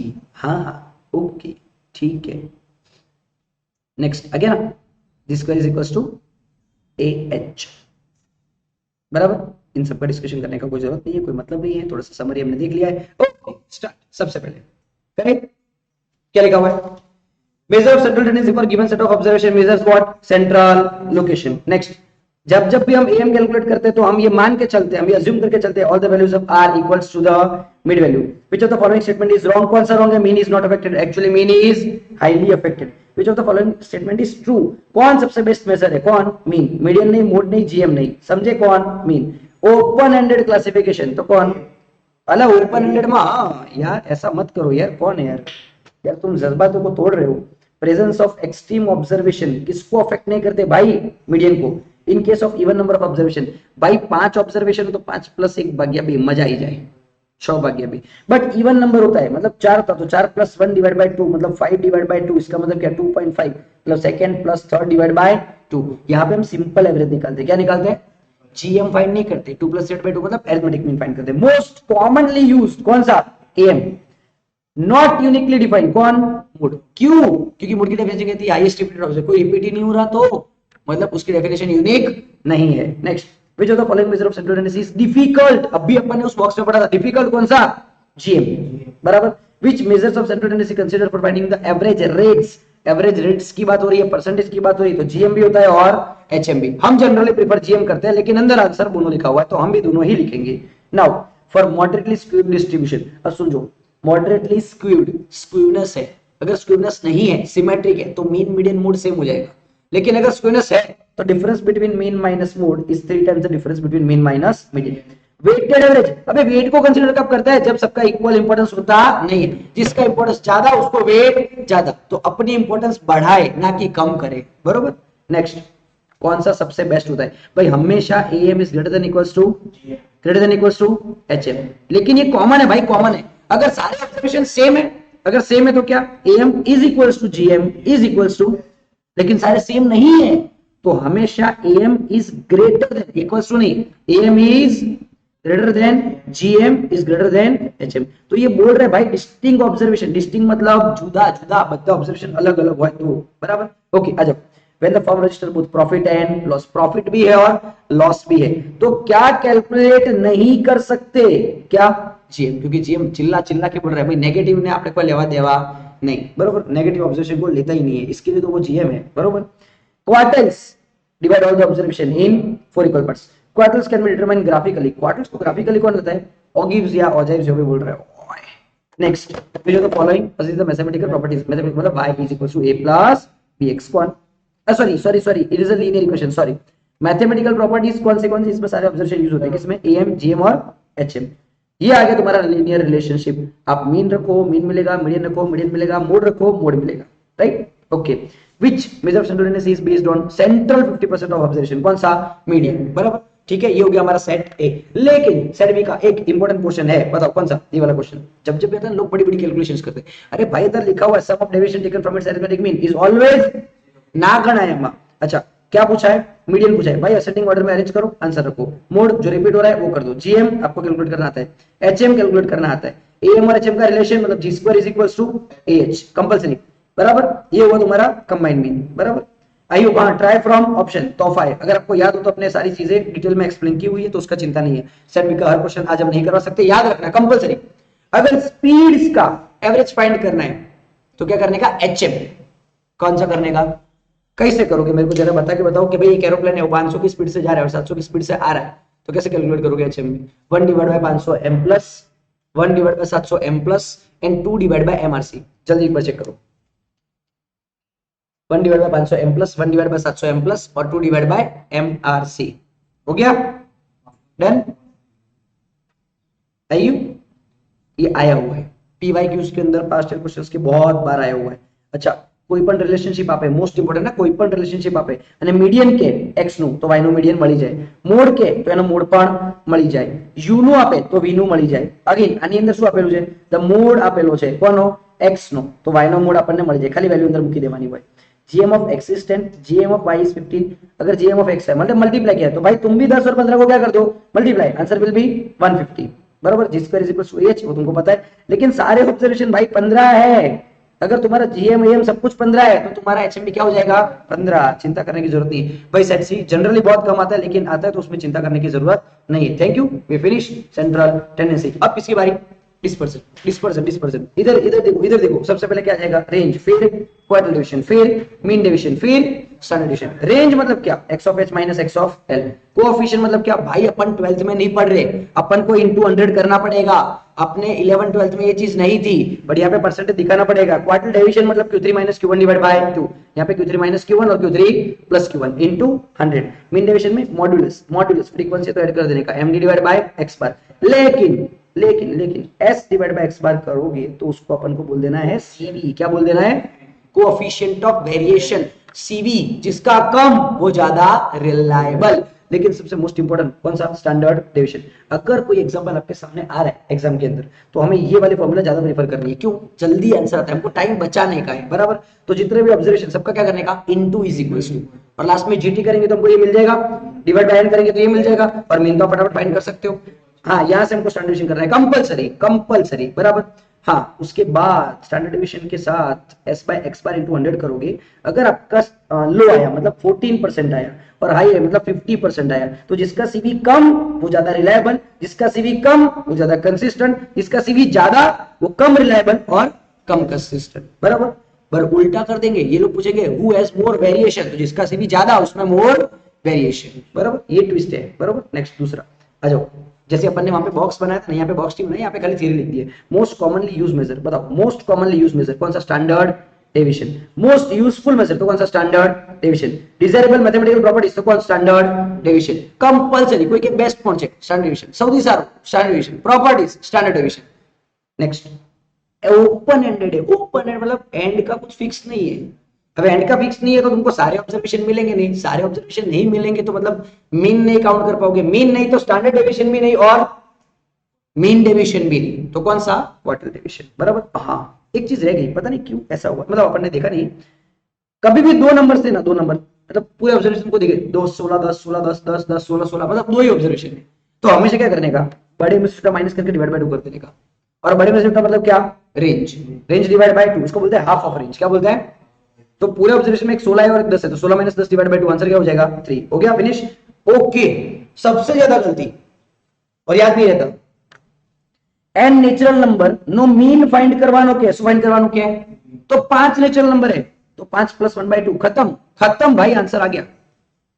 अगर तुमको बोले 7 नेचुरल नंबर, तो 7 plus 1 divide by 2, answer is, लंबा लंबा सोल्व करने जाएगा 1 plus 2 plus 3 plus 4 plus 5 plus 7, ऐसा करने जाने का नहीं। Next, most important, N natural number का स्टैंडर्ड डिवीजन याद रख लो, लिख लो, स्क्रीनशॉट कर लो कि ये दोनों यहाँ पे मीन फाइंड करना तो n plus 1/2, standard division find करना तो n square minus 1 divide bye 12 और स्क्वायर रूट कर देने का। याद करके, most most most important, PDF है आपके पास, आपके पास पीडीएफ है, टेंशन नहीं करने का। लेकिन इसको लिख लो कि अगर कोई तुमको मीन बोले या कोई तुमको स्टैंडर्ड बोले, वो भी नेचुरल नंबर्स का, तो n plus 1/2 n square minus 1/12, ये चीजें स्क्रीनशॉट खींच के रखनी है, ताकि क्या है कि एंड टाइम पे आप जाओ तो ये चीज कंपलसरी करके जाना, नोट्स आर इंपॉर्टेंट नोट्स, बराबर। हो गया, डन, आ जाओ। लेकिन यहाँ पे ऐसा नहीं होता का कि भाई x की वैल्यू रखो और y की वैल्यू मिल जाए, x का मीन रखो y का मीन मिल जाए, ये सेंट्रल टेंडेंसी नहीं है, डिस्पर्जन है। It is free from origin and scale, ये याद रखने का, free from origin but not free from scale, ये सारी चीजें याद रखनी पड़ती है। तो क्या करने का, r ऑफ y जब भी आपको फाइंड करना है तो b into r of x। अरे b कहां से मिलेगा sir, y is equals to a plus bx, a से उसको कोई लेना देना नहीं है, वो तो क्या बोलेगा, खाली तू b लेके आ और b यहाँ पे रख दे। हाँ कि ना, इसमें रेंज हो, क्वार्टाइल हो, मीन डेविएशन हो, स्टैंडर्ड डेविएशन हो, इसका एक एग्जांपल अपन अभी सॉल्व करेंगे तो पता चल जाएगा। चलो कर स्टार्ट, अरे करे कि नहीं। नेक्स्ट, क्या है टॉपिक का नाम, डिस्पर्जन। देखो सुनो समझ लो, एब्सोल्यूट मेजर है, range, mean deviation, quartile deviation, standard deviation. Relative measure है, coefficient of range, coefficient of mean deviation, coefficient of variation, coefficient of quartile deviation. क्यों, ये मैं क्यों बता रहा हूं, क्योंकि ओएमआर में ये लोग बोलेंगे कि कौन सा एब्सोल्यूट है या कौन सा एब्सोल्यूट नहीं है, तो आपको वो चेक करना आना चाहिए, बरोबर। ओके, रेंज फॉर्मूला देख लिया, सब कुछ फिनिश हो गया, कुछ रह जाएगा तो मैं यहाँ पे एक बार चेक कर लूंगा। मीन डेविएशन हमको पता है, हाँ, डेविएशन है taken from mean, median and mode, जो क्वेश्चन पूछे वैसे अप्लाई कर देगा। Okay okay okay okay okay okay, nothing left nothing left nothing left, कोई लेफ्ट नहीं है, नहीं नहीं, स्टैंडर्ड डेविएशन हो गया हो गया। हाँ, स्टैंडर्ड डेविएशन फॉर्मूला कौन सा यूज करेंगे अपन, वो एक्स पर वाले, ये वाले फॉर्मूला यूज करेंगे, बरोबर। नेक्स्ट, कंबाइंड स्टैंडर्ड डेविएशन, अगर आपको याद हो, हाँ मोस्ट इंपोर्टेंट याद आया ना, natural number n square minus 1 divide bye 12। Properties ये हमको पता है, कंबाइंड स्टैंडर्ड डेविएशन की एक फॉर्मूला है, लेकिन अपन ने अपनी फॉर्मूला यूज करनी है, बराबर, जो हम 11 12 में बचपन में सीख के आए थे वो वाली। कंबाइंड मीन ये अपन को बहुत आइडिया है और उसका चिंता करने की जरूरत नहीं है। Okay, quartile division Q3 minus Q1 divide by 2, Q3 minus Q1, Q3 plus Q1, quartile सबको फाइंड करना था। ये आगे आगे आ गया क्वेश्चन। सुनो, एक लाइन तुमको दी हुई है, लाइन ऐसी होती है, लाइन ऐसे होती नहीं है। लाइन पता कैसे होती है, 6y बराबर 20, अतोनिक स्टेबिलिटी हो जाएगी तो माइनस 3x, तो y will be what 20/6 minus 3/6x। अब ये लोग पता क्या करते हैं, क्वार्टल डिवीजन ऑफ y पूछ रहे, but quartile division of x तुमको दिया हुआ है, कितना है भाई 6। तो भाई तुम क्या करो, मतलब quartile division of y find करना है तो 6 into quartile division of x लिखो, मतलब क्या, ये तुम्हारा 3/6 इंटू 6, आंसर मिल जाएगा कि नहीं मिल जाएगा। ओके, हाँ कोई मिस्टेक हो एक बार खुद चेक कर लेना है फाइंड करके, समरी हमारे पास दी हुई है। ओके, आ जाओ आ जाओ जल्दी जल्दी फटाफट, सारे एमसीक्यू सारे ओएमआर सब कुछ लिखा हुआ है। सबसे पहला, विच of the following statement is correct. भाई इसमें बड़ा कंटाल आता है, ये पूरा पढ़ना पड़ता है, लेकिन तुमको पता है स्टेट्स का है, मतलब आंसर तुमको पता है, आ जाएगा, थियरी है, कर ली है। विच of the following statement is correct, भाई सब अलग अलग मेजर ऑफ सेंट्रल टेंडेंसी और अलग अलग मेजर ऑफ डिस्पर्जन हो सकते हैं। दो के measure of central tendency same हो सकते हैं और डिफरेंट मेजर ऑफ डिस्पर्जन हो सकते हैं, या सब कुछ अलग अलग भी हो सकता है, सब तीनों में से कुछ भी हो सकता है। Dispersion measures what, dispersion measures the scatteredness. और अगर तुमको पूछे सेंट्रल टेंडेंसी मेजर्स तो लिखने का सेंट्रल लोकेशन, क्या लिखने का सेंट्रल लोकेशन। अच्छा, when it comes to comparison, comparison आएगा तो कौन सा यूज करेंगे, रिलेटिव, बराबर, वरना एब्सोल्यूट। अच्छा, which one is easiest to compute, देखने का ही नहीं, सबसे इजी लाइफ में क्या है, range. Which one is absolute, लो आगे, कौन सा एब्सोल्यूट है, रेंज है, स्टैंडर्ड डिवीजन है, मीन डिवीजन, सर सारे के सारे। विच इज मोस्ट यूजफुल, तो कौन सा, standard division. Which is not affected by extreme observation, तो એને કહેવાય ક્વાર્ટાઇલ डिवीजन, क्योंकि ये तो बच्चे ना 50% ऑब्जर्वेशन में यूज करे थे ना, बराबर, that is called Q3 minus Q1 divide by 2। अच्छा, एब्सोल्यूट डेविएशंस, एब्सोल्यूट तो है लेकिन डेविएशन है, मतलब उसको बोलते हैं मानांक, मतलब मॉड्यूलस, तो कौन यूज करता है भाई, mean division. Check it out एक बार, 8वें नंबर का question, answer will be mean division, बराबर। Next 9, which measure is based on the central 50%, अब भी तो डिस्कशन किया, कौन सा, quartile division. which measure of dispersion is based on all the observation, सब पे कौन, मीन डिवीजन भी होता है और स्टैंडर्ड डिवीजन। देखो ना कैसा घुमा है कि A and B but not C, अरे C नहीं है पता है तुमको। नेक्स्ट, ओपन एंडेड क्लासिफिकेशन, भाई जब भी ओपन एंडेड आए क्वार्टल का यूज कर लेने का। Most commonly use standard division. अच्छा, किसके अंदर desirable mathematical properties, standard division. Sir main division में भी तो सारे ऑब्जर्वेशन, भाई सारे ऑब्जर्वेशन है लेकिन मैथमेटिकल प्रॉपर्टीज नहीं है, क्योंकि मॉड्यूलस में क्या होता है, माइनस का प्लस, खींचम दी गाड़ी मुकी दे तो थोड़ी चाले यार। ध्यान से सुनना, most important, the profit of company remain same for the 10 months, मतलब 10 महीना थी हमारी कंपनी प्रॉफिट सेम है, 50 करोड़ 50 करोड़ 50 करोड़ 50। तो maximum observation 50, minimum 50, range 0, quartile division 0, mean division 0, standard division, तो आंसर विल बी मोस्ट, ना पीवाईक्यू में सबसे ज्यादा पूछा गया है। अच्छा, पूल्ड मेजर, इकट्ठा करना, इकट्ठा क्या होता है, कंबाइंड मीन डिवीजन होता है, कंबाइंड क्वार्टल होता है, या कंबाइंड स्टैंडर्ड डिवीजन होता है, combined standard division. Next, shift of origin has no impact, किसी पे भी फर्क पड़ता नहीं, तुम कितना भी प्लस या माइनस कर दो, range, quartile division, mean division, standard division change होने वाला नहीं है। हाँ, लेकिन शिफ्ट ऑफ स्केल से फर्क पड़ता है। इधर रेंज मतलब क्या, सबसे मिनिमम और सबसे मैक्सिमम, आंसर क्या है 11। लो आया दोबारा, 10 16 10 16 10 16 10 16 16 16, मतलब क्या 16 minus 10 divide by 2, answer will be 3। लो आया, फिर same to same standard division वही, इसका फाइंड करना है, इसका मतलब क्या, कोई भी 2 नंबर्स का, तो that will be half of range. और लास्ट बट नॉट लीस्ट, अगर सारे ऑब्जर्वेशन के अंदर 10 बढ़ाया जाए तो मीन के अंदर भी 10 बढ़ जाएगा, मीडियन के अंदर भी 10 बढ़ जाएगा, और मोड के अंदर भी 10 बढ़ जाएगा, क्योंकि इसको ओरिजिन से फर्क पड़ता है, लेकिन रेंज नहीं बढ़ेगा, क्वार्टल डेविएशन नहीं बढ़ेगा, मीन डेविएशन नहीं बढ़ेगा, और स्टैंडर्ड डेविएशन भी नहीं बढ़ेगा। मतलब क्या, ऑल 3 रिमेन अनचेंज्ड, बराबर। लेकिन मल्टीप्लाई बाय 2 कर दो, सारे ऑब्जर्वेशन को मल्टीप्लाई बाय 2 कर दो, तो तुम्हारा स्टैंडर्ड डेविएशन भी मल्टीप्लाई बाय 2 हो जाएगा। यस और नो, यस। आई होप तुमको समझ में आ गया है। अब सुनो, ध्यान से सुनना, एक क्वेश्चन खाली एक, रेंज ऑफ एक्स इज 2 मतलब आर ऑफ एक्स इज 2, यहां पे तुमको बोला है y में तुमको पता है क्या होता है, a प्लस बी एक्स, मतलब x के साथ जो होता है उसको अपन क्या बोलते हैं, b। तो यहाँ पे x के साथ कौन है, तो हमारा b क्या हो जाएगा, -3, क्या हो जाएगा। अब तुमको रेंज फाइंड करना है, तो तुम क्या करते हो, b into range of x, हाँ के ना। अभी जो -3 है वो यहाँ रखेंगे तो क्या हो जाएगा, +3, तो 3 इंटू रेंज ऑफ x कितना है 2, आंसर विल बी 6। लोग क्या कर कहते हैं, उनका कंसेप्ट तो क्लियर होता है लेकिन मॉड्यूलस यूज नहीं करते। अच्छा, इसकी जगह रेंज की जगह क्वार्टर डिवीजन हो, मीन डिवीजन हो, स्टैंडर्ड डिवीजन हो, घबराने का नहीं, वो आया भाई आया। 50 60 50 60 50 50 60 60 50 50 60 60, तो क्या 60 माइनस 50 डिवाइड बाय 2, मतलब answer is 5। Coefficient of mean deviation, उसके लिए ये लाना पड़ेगा 9। नेचुरल नंबर, नेचुरल नंबर का मीन पहले पता करने के लिए n+1 बाय क्या करना पड़ेगा 2। नेचुरल नंबर का मीन मतलब पता है क्या होता है, 9 नेचुरल नंबर मतलब 9 + 1 by 2, answer will be 10 by 2। पता है मीन क्या होता है 5। अगर तुमको मीन मिल गया है तो मीन डिवीजन फाइंड करने में कोई प्रॉब्लम नहीं है भाई। ये पहले 9 नंबर्स और इनका मीन हुआ 5, तो 1 - 5 2 - 5 3 3 - 5 2 4 - 5 1 5 - 5 0, और इनका टोटल करोगे तुमको आंसर मिल जाएगा तुम्हारा मीन डिवीजन का, बरोबर। ये वाले क्वेश्चंस हैं, आपको पता है, सॉल्यूशन किया हुआ है, और ये पीडीएफ भी अपन शेयर कर देंगे। बोलो ये सर नो, आंसर आ गया। और ये सबसे मोस्ट इंपोर्टेंट, जिसको सबने परेशान करके रखा है, स्क्रीनशॉट खींच लेना। 20 नंबर का क्वेश्चन का सॉल्यूशन अगर तुमने नहीं किया तो उत्तर ही कर देना।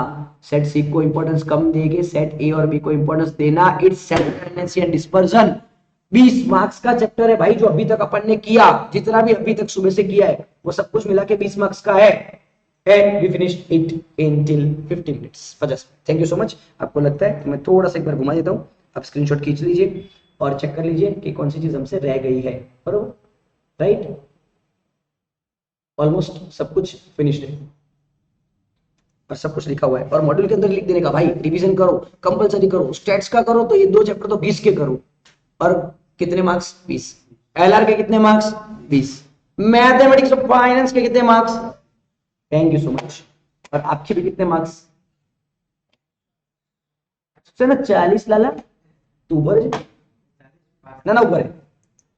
Next, our next topic is correlation and regression. तो बेसिकली 3 चैप्टर्स ऐसे हैं, सेंट्रल टेंडेंसी है, डिस्पर्जन है और स्टैटिस्टिकल डिस्क्रिप्शन है, जिसका weightage almost around including sampling 19 से 20 मार्क्स का है।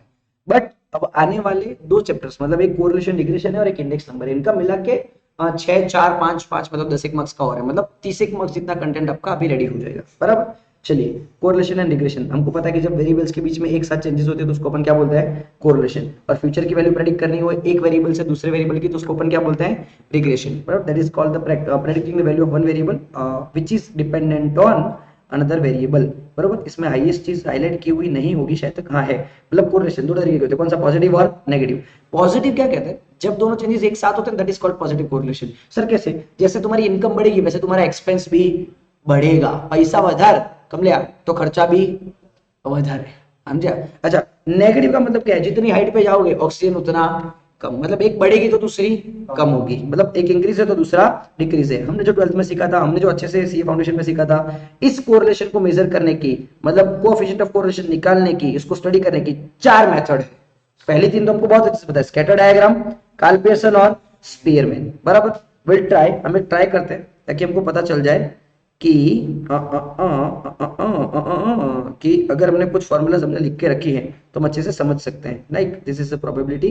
अगर हम कोरिलेशन की और रिग्रेशन की बात करें तो शायद तक हमने फॉर्मूला रिग्रेशन की लिखी है, कोरिलेशन की लिखी नहीं है। कोरिलेशन की फॉर्मूला लिख दे, नहीं, टाइम बहुत ज्यादा चला जाएगा, इससे अच्छा तो अपन देख लेते हैं।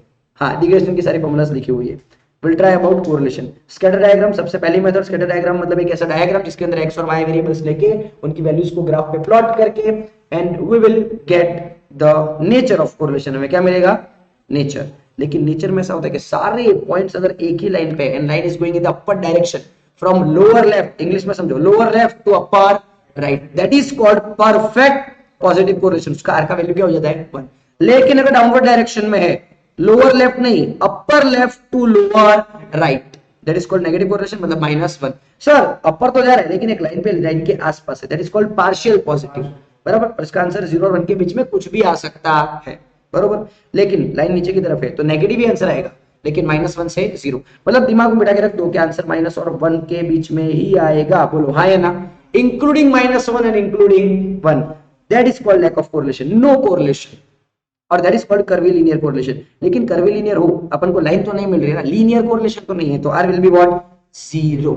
हाँ, हमको पता चलता है कर्वीलिनियर, मतलब अगर कोई तुमको मुझे स्कैटर डायग्राम को हेल्प कहां पे करती है तो वो लीनियर में भी करती है और कर्वीलिनियर में भी करती है, बराबर। लेकिन कार्ल पियर्सन नहीं, वो सिर्फ किसमें करता है, लीनियर। कार्ल पियर्सन को जाके तुम ऐसा बोलोगे कि दाखिल गणित नापो, तो कार्ल पियर्सन कर्वीलिनियर का आंसर क्या लगा देंगे 0, बराबर। हाँ, इतना समझना है कि सर डायग्राम ड्रॉ करने से कभी भी हमें कोई वैल्यू नहीं मिलती है, हमको सिर्फ नेचर मिलता है, पॉजिटिव है, नेगेटिव है, परफेक्ट है, पार्शियल है, वो तो सर वैल्यू लाने के लिए किसको यूज करना पड़ेगा? Karl Pearson, who was the founder of mathematical statistics, उन्होंने फॉर्मूला यूज किया, याद आया? Covariance of X Y divide by S of X, S of Y. Formulas की लिस्ट की पीडीएफ आपके पास है, आपने लिखा हुआ है कंसेप्ट बुक के अंदर। हाँ, तुम्हारा favourite N sigma X Y sigma X, आपको पता है, ज्यादा करने की जरूरत नहीं है। Next, properties of correlation coefficient, most important, the value of R lies between -1 and 1। R का कोई यूनिट होता नहीं है, it is unit free measure, और ओरिजिन और स्केल से उसको कोई फर्क पड़ता नहीं है। तो मैं एक्स वाई नहीं रीति दाखिलो गणी ना हो कि यूवी नहीं रीति, समझ में आ रहा है कि नहीं आ रहा है? डन, ठीक है। एग्जाम्पल खाली याद रखना शॉर्टकट तरीके से, एग्जाम्पल कभी भी सॉल्व करने बैठो या कोई भी क्वेश्चन यहाँ पे आ जाए, आप फॉर्मूला प्लीज मत लिखना, तुमको पता है फॉर्मूला, रिवाइज करके 2 बार 5 बार लिख के चले जाना, लेकिन एग्जाम में मत लिखना। तुम्हारे पास एक क्वेश्चन अटेम्प्ट करने के लिए 1 मिनट है, और वो 1 मिनट के अंदर क्वेश्चन पढ़ना है, समझना है, कन्वर्ट करना है, सॉल्यूशन लाना और सर्कल भी डार्क करना है। અત્યારે પ્રેક્ટિસ મત કરો, તમે આગળ પાછળ બી જોશો બરાબર, પણ આગે પીછે વાળા કોઈ ક્વેશ્ચન્સ भी अलग अलग है। सर्कल ની બાર તમારે નહીં જવાનું, તમારું સર્કલ બહુ વ્યવસ્થિત હોવું જોઈએ, પછી પાન ને બધી વાત પછી। નેક્સ્ટ આગે, there is one variable which is called x, second variable which is called y, बरोबर। फ्रीक्वेंसी डिस्ट्रीब्यूशन वाला कोई क्वेश्चन नहीं करोगे तो चलेगा, कोई चिंता नहीं है। स्पीयरमैन की मेथड, स्पीयरमैन की मेथड क्या कहती है कि भाई जब जब तुम्हारे पास कौन सा डेटा है क्वालिटेटिव, अरे मैं तुमको बोल रहा हूँ कि marks of accounts and marks of stats के बीच में कोरिलेशन है ना, तो कैलकुलेशन बराबर है। हाइट और वेट के बीच में तो कैलकुलेशन बराबर है, जहां न्यूमेरिकल फिगर है तो कैलकुलेशन बराबर है, मतलब जहां पे क्वालिटेटिव डेटा है वहां पे कैलकुलेशन चलेगा नहीं। मतलब कोई भी 10 लड़के हैं, उनके अकाउंट्स के और स्टैट्स के मार्क्स का कोरिलेशन जाना तो कैलकुलेशन बोल रहा है, लेकिन वो डांस कैसे करते हैं और वो गाते कैसे वो जाने तो कैलकुलेशन बोलेंगे ना। ऐसे कंडीशन में किसको बोला रैंक लाने के आने का भाई? स्पीयरमैन्स रैंक कोरिलेशन। वो क्या कहता है? रैंक दो, उनका डिफरेंस निकालो, उनका यूज करो, 1 - 6 sigma D square N square minus 1। अब रैंक देना इज अ टेडियस प्रोसेस, कंटाळाजनक कहेवाय। 10 जना हो तो चाले, 5 जना हो तो चाले, 100 जना हो तो चाले, बराबर। तो इसका डीमेरिट है, लेकिन फिर भी इसका आंसर भी -1 और 1 के बीच में आता है। तो जैसी जिसकी कैरेक्टरिस्टिक वैसा उसको रैंक देते वक्त कोई मिक्स हो जाए, ऐसा लगे બંનેની क्वालिटी सेम છે, બંનેની वैल्यू सेम છે, तो रैंक देते वक्त ये चीज ऐड करने की m³ - m divide by 12 sigma, बराबर। इसको अपन बोलते हैं CF। CF का पूरा नाम है करेक्शन फैक्टर, बराबर, जो हमने ऑलरेडी 12th में सीख लिया है। सॉल्व कैसे करने का वो आपको पता है। थोड़ा सा और आगे बढ़ते हैं। हाँ, ये क्वेश्चन ऐसे इंपॉर्टेंट क्यों students are sum of square of differences तुमको दिया हुआ है, जो कि है कितना 50। तो ये इसको समझना, that is called sum of square. सुनना, sum of square of differences for ranks. अब इसको अपन क्या बोलते हैं? सिग्मा डी का स्क्वायर। बस ये छोटा सा क्वेश्चन है। हाँ, इसको सॉल्व करने में 20 सेकंड 30 सेकंड लगेंगे, इसको सर्कल करने में और 1 सेकंड लगेंगे, बरोबर। वो अपन ने मतलब लास्ट में बताएंगे, लास्ट में कि कैसे क्या करना है, कौन सा चीज नहीं करना है। ओके, 3 चीजें थी। First one was Karl Pearson, first one was scatter diagram, second one was Karl Pearson, third one was Spearman। अब आता है तुम्हारा coefficient of concurrent deviation। This is a casual method of correlation when we are not serious। Yes, we are not serious। Serious हो जाओ। When we are not serious about the magnitude। माप थी આપણે કોઈ લેવા દેવા ના હોય, ખાલી પ્લસ માઇનસ ની સાઇન થી લેવા હોય તો ત્યારે શું કરવાનું? coefficient of concurrent deviation, બરોબર। नेक्स्ट आगे बढ़ते हैं। क्या formula? 2c - m divide by m। 10 observation, 10 ની બાદબાકી કરો તો ડેવિએશન તમને 9 મળે, तो that will be your n, that will be your m। એમાંથી જેમના સાઇન પ્લસ આવે એને કહેવાય કોન્કરન્ટ ડિવિઝન। સાહેબ 3 સાઇન પ્લસ આવે તો c बराबर શું થઈ જાય? 3। यहाँ पे भी प्लस माइनस और यहाँ पे भी प्लस माइनस, बराबर। समझो एक एग्जांपल के साथ, बराबर। एक एग्जांपल अच्छे से समझो। एक होगा वेरिएबल x, एक होगा वेरिएबल y, बाकी की चीजें छोड़ दो, एक होगा x और एक होगा y। अच्छा, क्वेश्चन के अंदर ही समझो। इसको हटा के 1 सेकंड के लिए मैं रख देता हूँ, ये इसको काट दो, क्योंकि तुम्हारा वेरिएबल ये एक x है और दूसरा y है। समझो, x और y, और जैसा मैं देखता जाऊं बोलता जाऊं वैसा करते जाना। अगर मैंने 28 में से 25 माइनस किया तो आंसर कैसा आएगा? प्लस। 30 में से 28 किया तो प्लस, 23 में से 30 किया तो माइनस। वैल्यू क्या लेना देना नहीं है। अच्छा, आगे 35 में से 23 किया तो प्लस, 38 में से 35 किया तो प्लस, 39 में से 38 किया तो प्लस, 42 में से 39 किया तो प्लस। अच्छा, 34 में से 35 किया तो, अरे यहाँ सॉरी, यहाँ पे क्या माइनस, 35 में से 34 तो plus, 30 35 minus, 29 30 minus, 28 29 minus, 26 28 minus, और ये हो गया माइनस। अब ध्यान से सुनना, plus minus minus plus plus plus minus minus plus minus minus plus minus minus plus minus minus और प्लस माइनस माइनस। अब आपके ऑब्जर्वेशन कितने थे? तो 1 2 3 4 5 6 7 और 8। लेकिन आपके डेविएशन कितने निकले? 1 2 3 4 5 6 और 7। तो अगर मैंने फॉर्मूला के अंदर चीजें रखी तो यहाँ पे 2 और हाँ इसमें प्लस साइन कितने वो भी देख लो, सिर्फ 2 प्लस साइन। सारे डेविएशन मतलब सातों में से प्लस कितने हैं? सिर्फ 2। तो हम क्या करेंगे? 2 इंटू 2 माइनस m बराबर 7 डिवाइड बाय 7 स्क्वायर रूट के अंदर, मतलब कितना? 4 माइनस 7 बाय 7। अभी 4 माइनस 7 का आंसर पता है क्या है? -3। अब यहां अंदर में से किसको यूज करने का? माइनस, ताकि ये माइनस माइनस क्या हो जाए? प्लस। और जैसे ये प्लस होके बाहर निकले तो बाहर क्या देने का? माइनस। के भाई तुम्हारे से नेगेटिविटी देवी था, मैंने तो पॉजिटिव बनाया है। बोलो हाँ के ना? बराबर ये है। यस। नेक्स्ट, अब रिग्रेशन, मतलब हमको पता तो चल गया कि इन दोनों के बीच में कोरिलेशन है, लेकिन फैक्टर की वैल्यू कैसे प्रेडिक्ट करें? हमको पता है कि जितना एडवर्टाइजमेंट करेंगे उतना हमारा सेल बढ़ेगा। बट सपोज करो कि मुझे फ्यूचर में इतने एडवर्टाइजमेंट करे तो मेरा सेल कितना बढ़ेगा? तो हमको कोरिलेशन बताएगा नहीं, उसके लिए क्या करना पड़ेगा? रिग्रेशन लाइन फाइंड करनी पड़ेगी, that is called y is equal to a plus bx cos y is dependent on x. Sale is dependent on advertisement cost, मतलब y is dependent on x। अब इस बार उल्टा है, कभी कभी ऐसा भी होगा कि x is dependent on y। तो अगर y is equals to a plus bx है ना, उसकी जगह x is equals to a plus by भी होगा है। ये होता है y on x और ये होता है x on y। जो हमने बहुत ज्यादा यूज करना है, कुछ ना बोले कुछ ना बताया जाए तो हम यूज करेंगे y cap is equal to a plus bx, यही वाला फॉर्मूला। बराबर, ठीक है। अब रिग्रेशन के अंदर एज यू नो दो कांस्टेंट्स है, ए और बी फाइंड करना है। एरर का मतलब होता है y माइनस y कैप। सारे डिस्टेंसेस, ये हमारे एक्चुअल ऑब्जर्वेशन है और ये हमारी रिग्रेशन लाइन है। जो रिग्रेशन लाइन पास होती है सारे नजदीक के पॉइंट्स में से। Is that clear? ओके, तो हमारे एक्चुअल ऑब्जर्वेशन जो थे वो एक्चुअल ऑब्जर्वेशन कुछ यहाँ थे, लेकिन सारे पॉइंट्स के नजदीक से पास आउट होती लाइन हमने एक बनाई जो हमारी है regression line of y on x, that is called y cap is equal to a plus bx। तो ये होता है हमारा एरर, जो हमारी लाइन और हमारे पॉइंट्स के बीच का जो डिस्टेंस होता है। अब ये लाइन कुछ ऐसे ड्रॉ की जाती है ताकि हमारे सारे डिस्टेंसेस, सारी एरर्स हमेशा के लिए क्या हो जाए? कम हो जाए। इसके लिए इस मेथड को कहा जाता है लीस्ट। एरर क्या हो जाएंगी? लीस्ट। तो मेथड का नाम है लीस्ट स्क्वायर मेथड। बराबर, क्या नाम है? Least square method. हमें इससे ज्यादा नहीं पढ़ने का है भाई, फॉर्मूला में सिर्फ इतना चेंज करने का है कि जब जब भी y cap is equal to a plus bx आए तो b की फॉर्मूला कुछ इस तरीके से लाए और a की फॉर्मूला कुछ इस तरीके से लाए। ये सारी फॉर्मूलास की लिस्ट आपके पास होनी चाहिए। आई होप आपके पास है, नहीं है तो एक बार देख लो, स्क्रीनशॉट ले लो, आपको आइडिया आ जाएगा। तो covariance of xy divide by s of x का square, sigma x minus x bar y minus y bar divide by n s of x का स्क्वायर। जैसी कंडीशन, जैसी सिचुएशन, वैसी फॉर्मूला। बराबर, लेकिन y ऑन x भी होता है और x ऑन y भी होता है। सिर्फ यहाँ पे s ऑफ x का स्क्वायर जो हमने बचपन से यूज किया है और यहाँ पे s ऑफ y का स्क्वायर, राइट।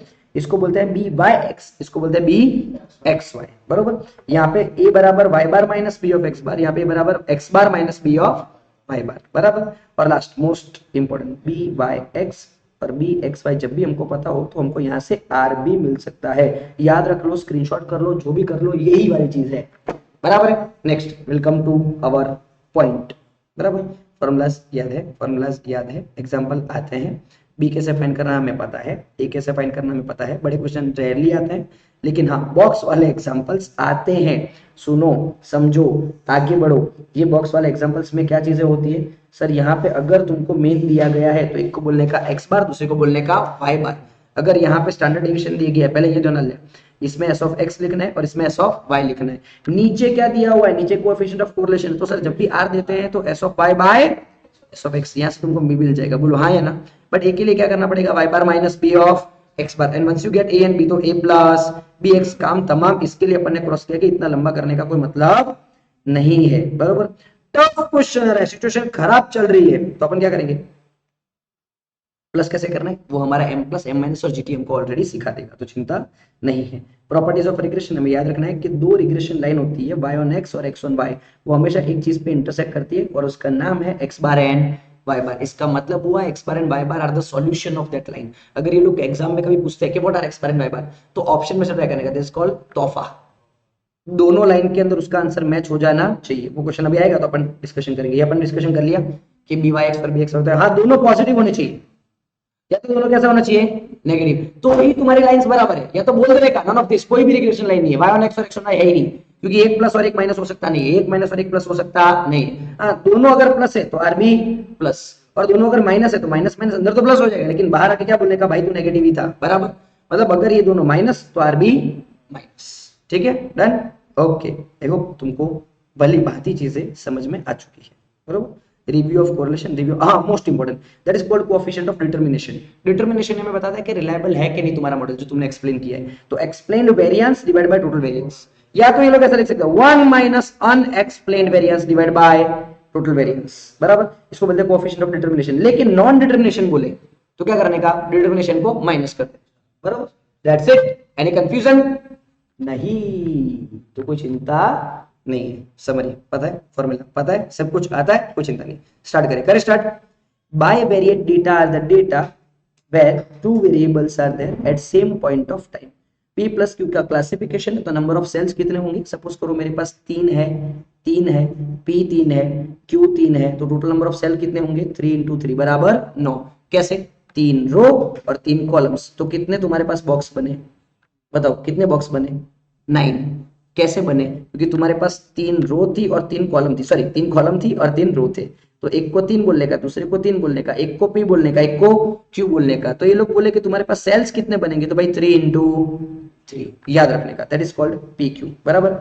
अच्छा, sum of cell of frequency in the bivariate frequency distribution में भी 0 0 हो सकता है। ध्यान से सुनिए कि अगर PQ वाला जो अभी अपन ने देखा वैसा है, तो मार्जिनल डिस्ट्रीब्यूशन कितने बन सकते हैं, सिर्फ 2। और कंडीशनल डिस्ट्रीब्यूशन कितने बन सकते हैं, तो भाई P प्लस Q, ये डिटेल में अपन ने डिस्कस करवाया हुआ है। अगर नहीं समझ में आ रहा है तो ऐसा मार्जिनल कंडीशन वाला एक वीडियो अपन शॉर्ट बना के डाल देंगे, बरोबर। आ जाओ काम की चीज। कोरिलेशन क्या काम करता है भाई, establishing a relation between two variables, और उसका एक्सटेंट भी बताता है। कौन, कोरिलेशन, मतलब both B and C.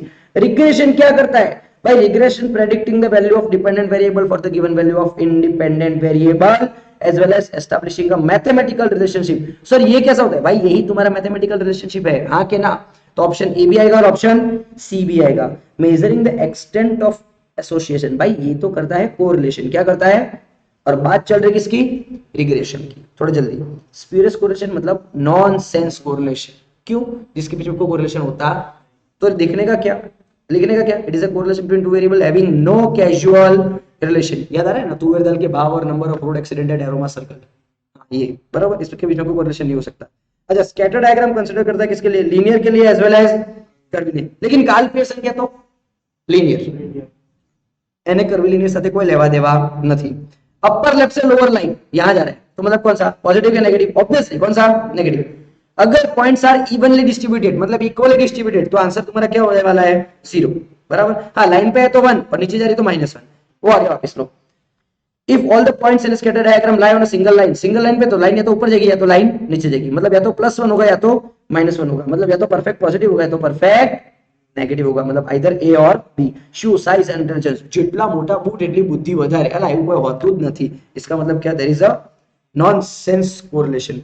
Speed of an automobile, जितना स्पीड बढ़ाओगे डिस्टेंस ट्रैवल बाय इट भी बढ़ेगा, लेकिन आफ्टर अप्लाइंग ब्रेक्स है भाई તમારી સ્પીડ 80 ની હોય અને તમે બ્રેક મારેલી હોય તો ડિસ્ટન્સ ઓછું કપાય, પણ તમારી સ્પીડ 160 ની હોય અને ભલે તમે બ્રેક મારેલી હોય, ડિસ્ટન્સ 80 કરતા તો વધારે જ કપાય, તો આન્સર क्या हो जाएगा, पॉजिटिव, बराबर। नेक्स्ट, स्कैटर डायग्राम हेल्प करता है क्या फाइंड करने में, नेचर।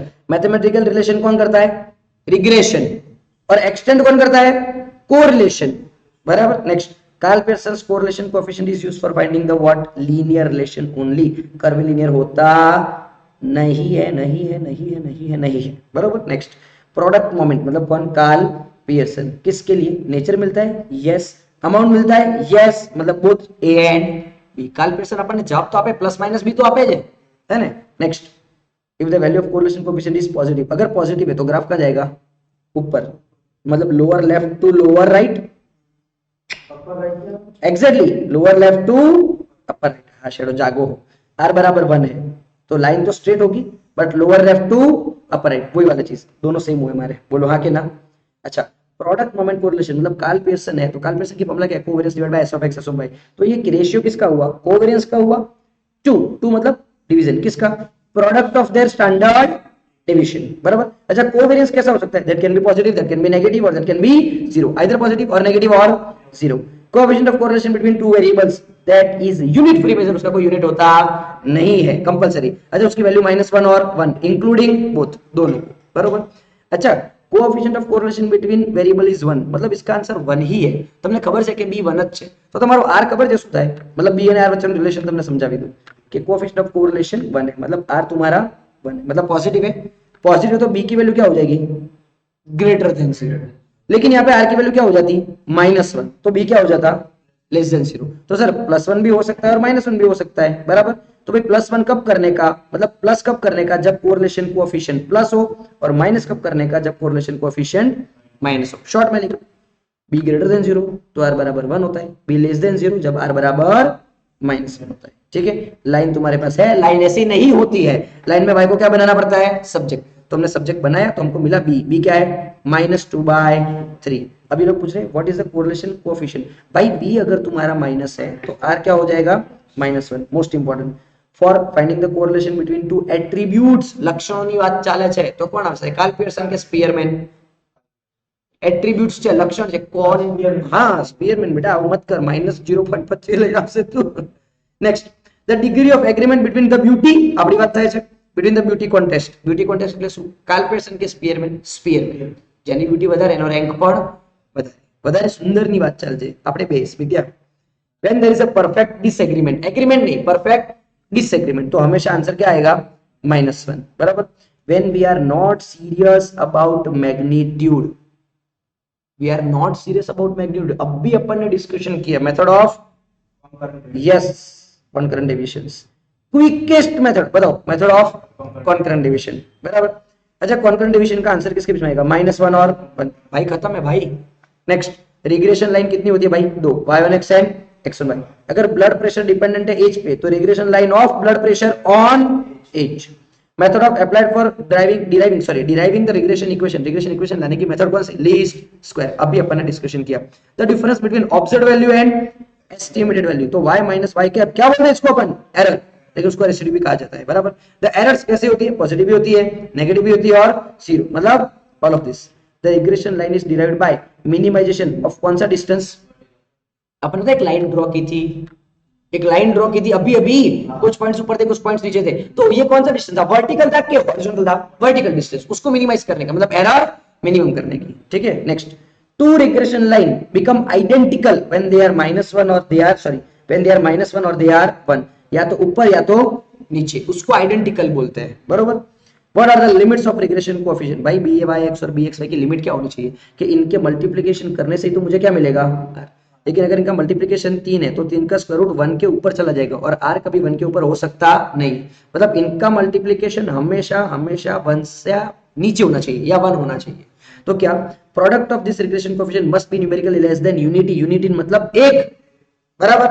ठीक है, okay. Regression coefficient remain unchange due to change of origin.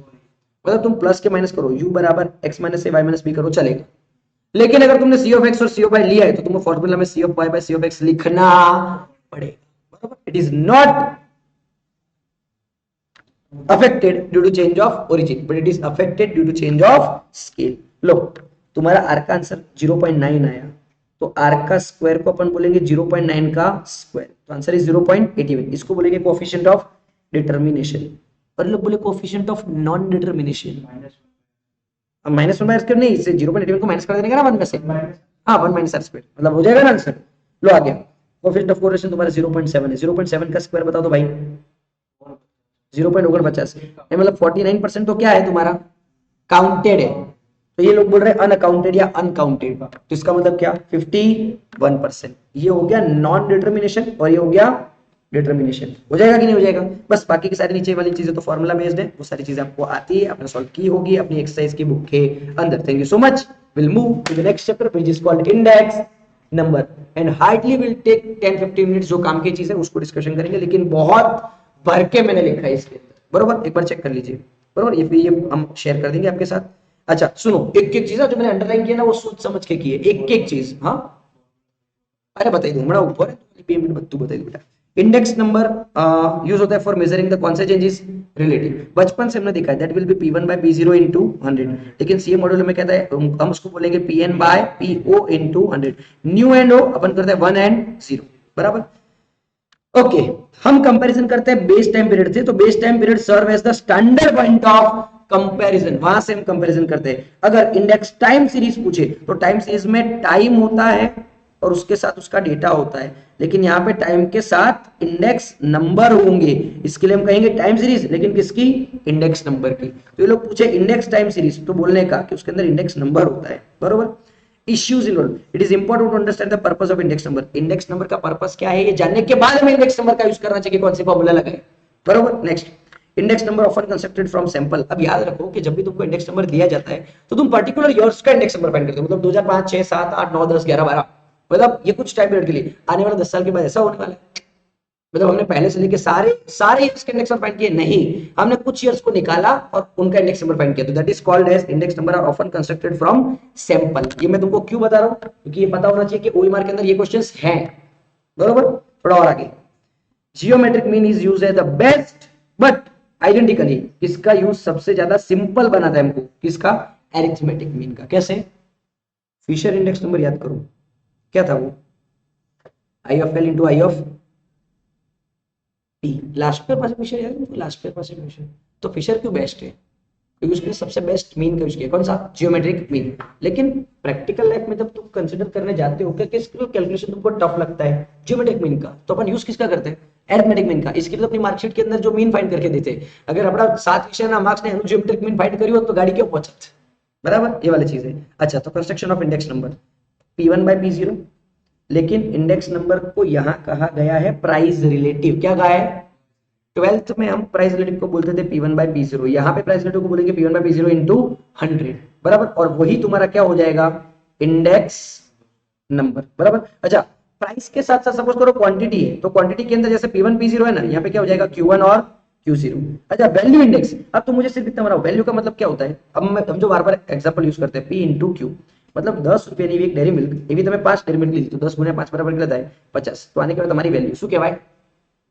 कब मिली तुमको वैल्यू? P इंटू Q करने से तुमको वैल्यू मिली, बोलो हाँ के ना। अगर करंट ईयर का P और करंट ईयर का क्वांटिटी है तो करंट ईयर का वैल्यू, अगर बेस ईयर का P और बेस ईयर का क्वांटिटी है तो बेस ईयर का वैल्यू, हाँ या ना? बस इसको बोलते हैं वैल्यू इंडेक्स या वैल्यू इंडाइसिस, बोलो हाँ के ना। नेक्स्ट, सुनना अच्छे से, इंडेक्स नंबर कैलकुलेट करने की दो मेथड है, एक तो सिंपल और एक तो वेटेड। अच्छा सुनो, मेरी बात सुनो, एक वेटेड है तो दूसरा अनवेटेड कहलाता है। सुनना अच्छे से, एक वेटेड है तो दूसरा क्या कहलाता है? अनवेटेड, बराबर। अच्छा, सिंपल में क्या एग्रीगेटिव भी पूछते हैं और रिलेटिव भी पूछते हैं। सर एग्रीगेटिव का मतलब क्या है? देखो यहाँ पे एक चीज है खावा वाली, एक एग है, इंडा है, तो मैं नहीं खाता, एक पोटैटो है जो जैन लोग को बिल्कुल नहीं खाता, आई रिस्पेक्ट देम, बराबर। एक 1998 है, एक 1999 है और एक 2000 है। अब चीज का प्राइस 12 से 15 हो गया। अब कोई भी इंसान इंडेक्स नंबर में क्या करेगा? 15 डिवाइड बाय 12 इंटू 100, बोलो हाँ के नहीं?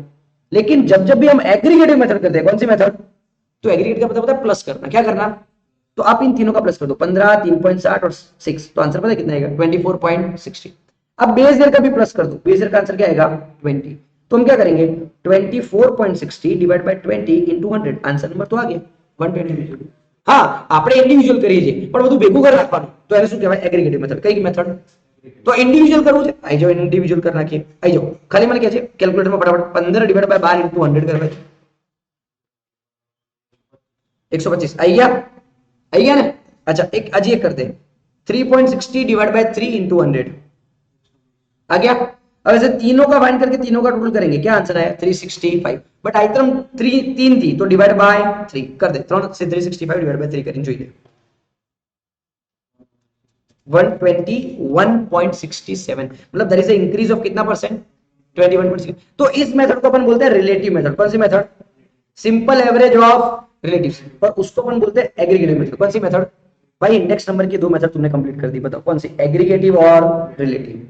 હવે તમારા કોમના માણસો આયા વેટેડ માં, કોણ? લાસ્પિયર, પાશે, ફિશર, માર્શલ, એજવર્થ, પાવલી કાકા, બધા। और ये दोनों कौन सी थी? सिंपल। कौन सी सिंपल? या तो सबका प्लस कर दो या सबको इंडिविजुअली करो। प्लस कर दो मतलब कौन सा? एग्रीगेटिव। इंडिविजुअल कर दो मतलब कौन सा? रिलेटिव, बराबर। ये तुमको याद रह रहा है, इसके लिए वो मेथड करते हैं। लो वेटेड मेथड में સૌથી પહેલા કયા? લાસ્પિયર, फिर कौन सा? पाशे, फिर कौन सा? मार्शल, एजवर्थ, फिर कौन सा? फिशर, और एक बाउली।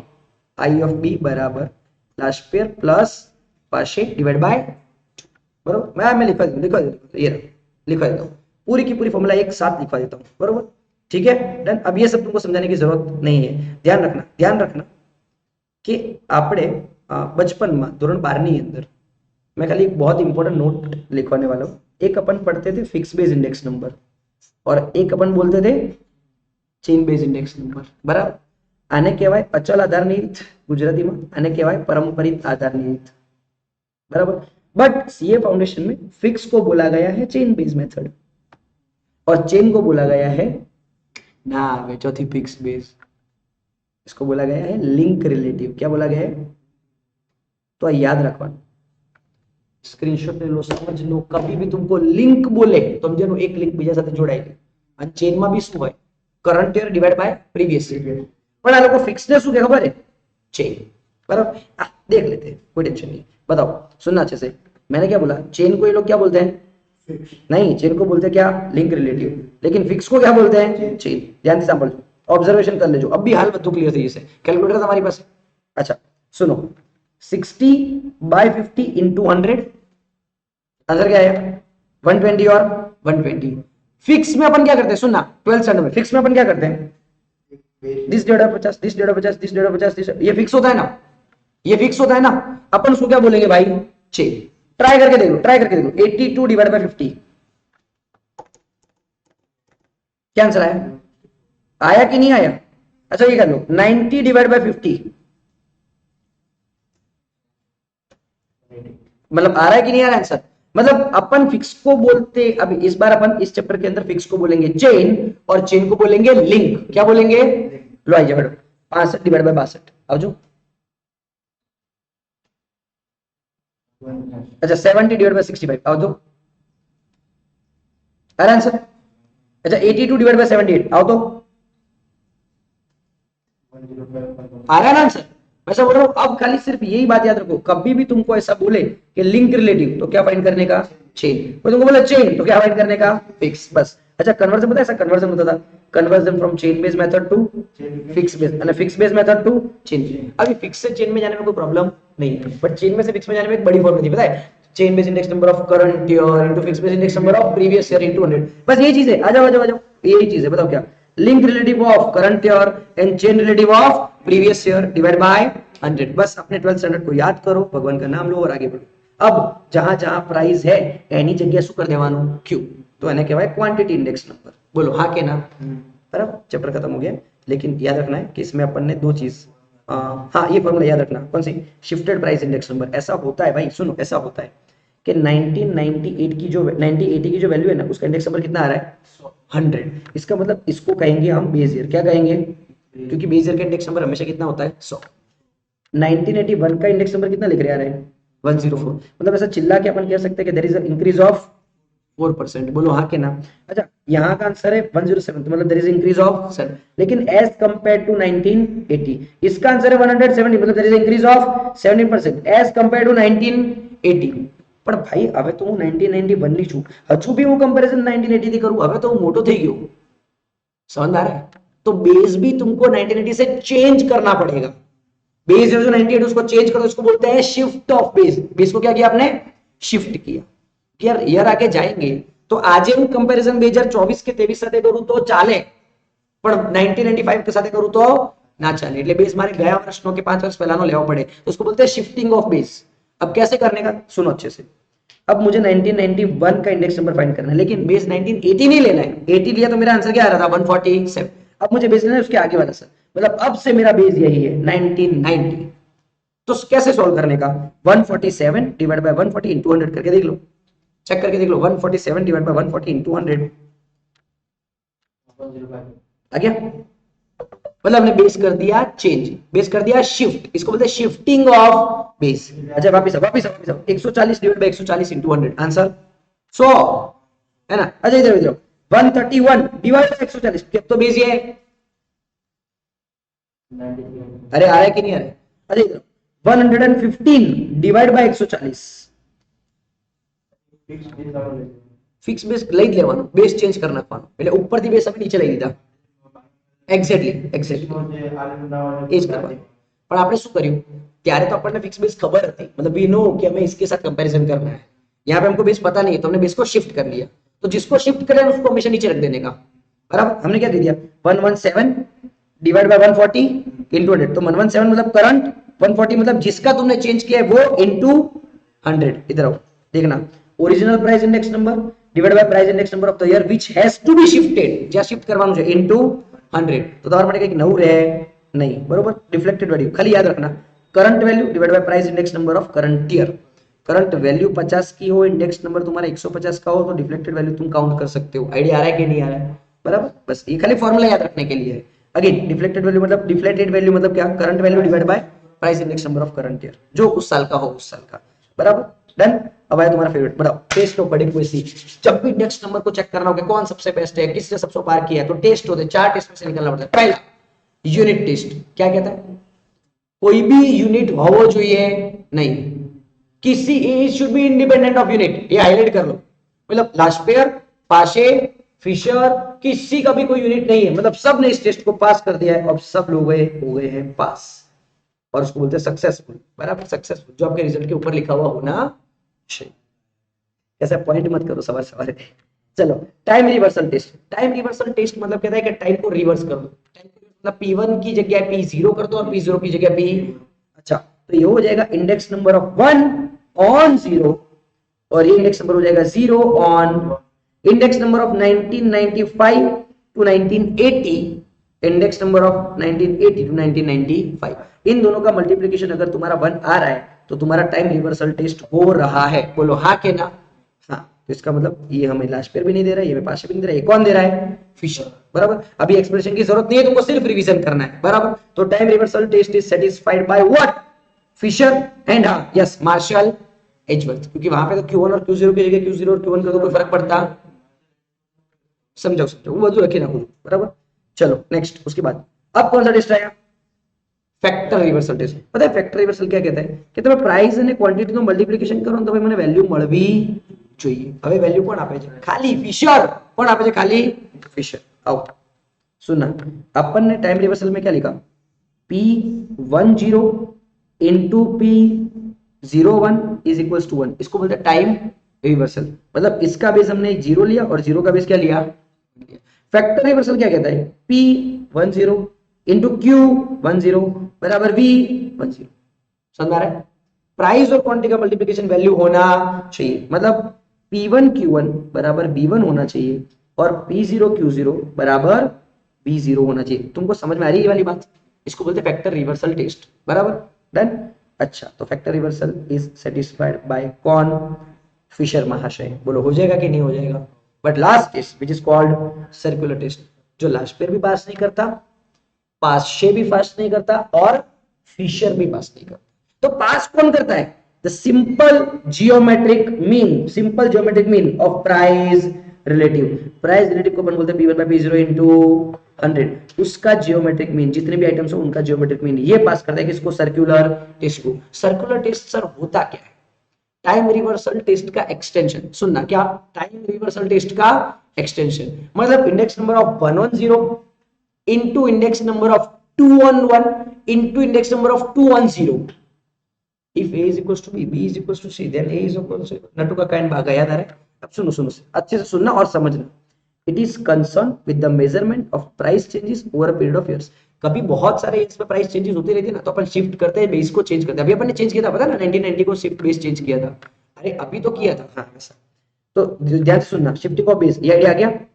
अगर 1970 का बेस ईयर होता है 1960 और उसका इंडेक्स नंबर कितना आता है 200, और 1965 का बेस ईयर होता है 1960, उसका इंडेक्स नंबर कितना आता है 150। तो हम क्या करेंगे, 1917 का ही बेस 1965 की जगह सीधा ले लेंगे 1960। वापिस एक बार रिपीट करते हैं। 70 का बेस ईयर है 65, 65 का बेस ईयर है 60, तो हम क्या करेंगे, डायरेक्ट 70 का बेस क्या ले लेंगे 60। तो that is called circular. Circle complete हो गया। इसको बोलते हैं हम शिफ्टेबिलिटी, मतलब बेस को क्या कर रहे हैं हम, शिफ्ट कर रहे हैं। और ये टेस्ट को क्या कहेंगे हम, सर्कुलर टेस्ट, बराबर। Done, okay, thank you so much. Last मेरे पास फिर सारी चीजें आपको आती है, लेकिन फिर भी कमलिया की स्पेशल रिक्वेस्ट है, तो हम एक काम करेंगे, ये लिख लेंगे एक बार। लास्ट पे बोलो, ये तो तुमको पता है, बताओ क्या, sigma P0 Q0 into 100 Paasche, sigma वे कोखणिया P1 Q1 divide by sigma P0 Q1 into 100 Marshall Edgeworth sigma P1 by P0 into 100, लेकिन क्वांटिटी जैसे इन लोगों ने लिया ना वैसा नहीं, दोनों की क्वांटिटी ले लेने की, बराबर। और बाउली क्या कहता है, सिंपल एवरेज निकाल के चले आओ। एवरेज मतलब एरिथमेटिक मीन, याद रखना कौन सा मीन, लेकिन फिशर आता है सबसे बेस्ट मीन को लेके, geometric mean I of L into I of P. ये मोस्ट इंपोर्टेंट 5 क्वेश्चंस हैं, 5 फॉर्मूलाज है। That formulas are of index number. और वेटेड मेथड चल रही है कब से, क्या चल रही है, अपन को इंडेक्स नंबर बांटने की 2 थी, एक थी सिंपल और एक थी वेटेड। सिंपल में कौन सी थी, एग्रीगेटिव और रिलेटिव, और वेटेड में कौन सी थी, ये सारी जितनी भी अपन ने डिस्कशन किया वो, बराबर। इसके अलावा डिफ्लेटेड वैल्यू, इसके अलावा शिफ्टिंग ऑफ बेस, ये वाले क्वेश्चंस आपको कंपलसरी करके जाने, और अब भी करने, या तो नाउ या तो नेवर, हमणो करो का तो रहवा दो, बराबर। दूसरा इधर आओ, इधर आओ, इधर आओ, एक नया चीज आया तुम्हारे सामने। जैसे जैसे हमने प्राइस का इंडेक्स नंबर फाइंड किया ना, पूरा का पूरा चैप्टर में प्राइस की जगह क्वांटिटी कर दो ना, तो हो जाएगा क्वांटिटी इंडेक्स नंबर। खाली याद करो लास्ट पेपर पता क्या था, P1 Q0, उसकी जगह क्या Q1 P0। और ऐसा आएगा, ऐसा कंपलसरी एग्जाम में क्वेश्चन आएगा, और बदले में लोग क्या करके आएंगे पता है, अपना वाला लास्ट पेपर करके आएंगे, फिर बोलेंगे हां जब अब तो न तो आवतो वाला तो ना चाहे अंदर क्वांटिटी इंडेक्स है, quantity last paper index number आयु લખેલું હોય લે જો, ये तो ए है तो नहीं भाई, ये तो ए है तो તમે આ ચોથી મેળ પડશે લે, सॉरी, देखो पढ़ो, फिशर है लेकिन कौन सा, એટલે ફિશર માં લાસ્ટ પેર ને પાસે થાય પણ કઈ પ્રાઇસ ની જગ્યાએ પણ આમ તમને કહી દઉં વાતથી જ, બરોબર। અહીં તો એવું છે પાસે લાસ્ટ पेयर ने पीछे आप તમને आइडिया है જ, बरोबर। हाँ ऐसे टेढ़े मेढ़े क्वेश्चंस आएंगे, तुम्हें याद रखना पड़ेगा। हाँ बट एक्सरसाइज इसके अंदर पता है ना, इसकी एक्सरसाइज के अंदर एक भी क्वेश्चन नहीं है। अब पीवाई के देखोगे ना तो बहुत सारे कैलकुलेशंस है, यहाँ पे एक्सरसाइज में कोई मतलब मॉड्यूल की एक्सरसाइज है, अपन मॉड्यूल को एक्सेप्ट करना पड़ेगा बाय ड्यू रिस्पेक्ट, बट पढ़ लो समझ फटाफट कर लो। रिलेटिव पोजीशन कोना माटे भाई, इंडेक्स नंबर, बेस यूनिट का इंडेक्स नंबर हमेशा क्या होता है 100। कौन play a important role index number find करते हैं, तो वेट्स, कि किसको मतलब लास्ट पेयर ने किसको वेट दिया पता है, Q0 को, आशे ने Q1 को, मार्शल एजवर्थ ने दोनों को, बराबर। अच्छा नेक्स्ट, इंडेक्स नंबर के कंस्ट्रक्शन में कौन सा मीन यूज करना चाहिए, कौन सा, जीएम। इंडेक्स नंबर शोज, क्या शो करता है इंडेक्स नंबर, परसेंटेज चेंज, पता है index number shows the percentage change with the value of variable associated with, याद आया, लास्ट पेयर, ला ला ला ला लास्ट पेयर Q0 को वेट दिया, पाशे Q1 को वेट दिया, मार्शल एजवर्थ दोनों को वेट दे दिया, बरोबर। वेट मतलब इंपॉर्टेंस, बरोबर। आ जाओ नेक्स्ट वापस, यार लिंक मत तोड़ाओ यार। Relative position index, base year 100, construction of index number के अंदर इंपॉर्टेंट काम वेट का, सुटेबल कौन, जियोमेट्रिक मीन। इंडेक्स नंबर क्या बताता है, परसेंटेज चेंज, परसेंटेज नहीं परसेंटेज में चेंज। नेक्स्ट, खाली जगह में index number, time reversible, time reversible कहां से होता है भाई, जियोमेट्रिक मीन से, बरोबर। प्राइस रिलेटिव, अब भी अपन ने डिस्कशन किया, P1 by P0 into 100। Next, index number is equals to what, index number is average. दो या दो से ज्यादा आइटम अपन क्या करते हैं, एवरेज करते हैं ना। एवरेज कैसे, આપણે ખબર ચીઝ બટર ને પોટેટો લીધા, 3 પ્લસ કરીને ડિવાઇડ બાય 3 કર્યું તો એને કહેવાય એવરેજ, બરોબર। ઓકે, ग्रुप के अंदर कौन सा यूज करते हैं अपन, एरिथमेटिक मीन। सर्कुलर टेस्ट किसका टेस्ट है भाई, हाइपोथेसिस का है, अरे नहीं भाई किसका टेस्ट है, इंडेक्स नंबर का है। खाली जगह is an extension of time reversal, time reversal को एक्सटेंड करते जाओ, मतलब क्या हो जाएगा, circular test.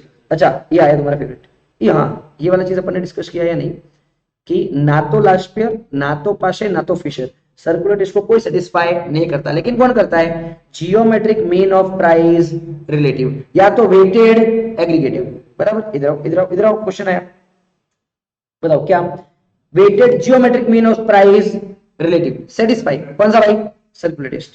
Factor reversal test is satisfied by what, Fisher. इधर आओ, Laspeyres formula does not satisfy, time reversal does not satisfy, factor reversal does not satisfy, circular, मतलब all of this.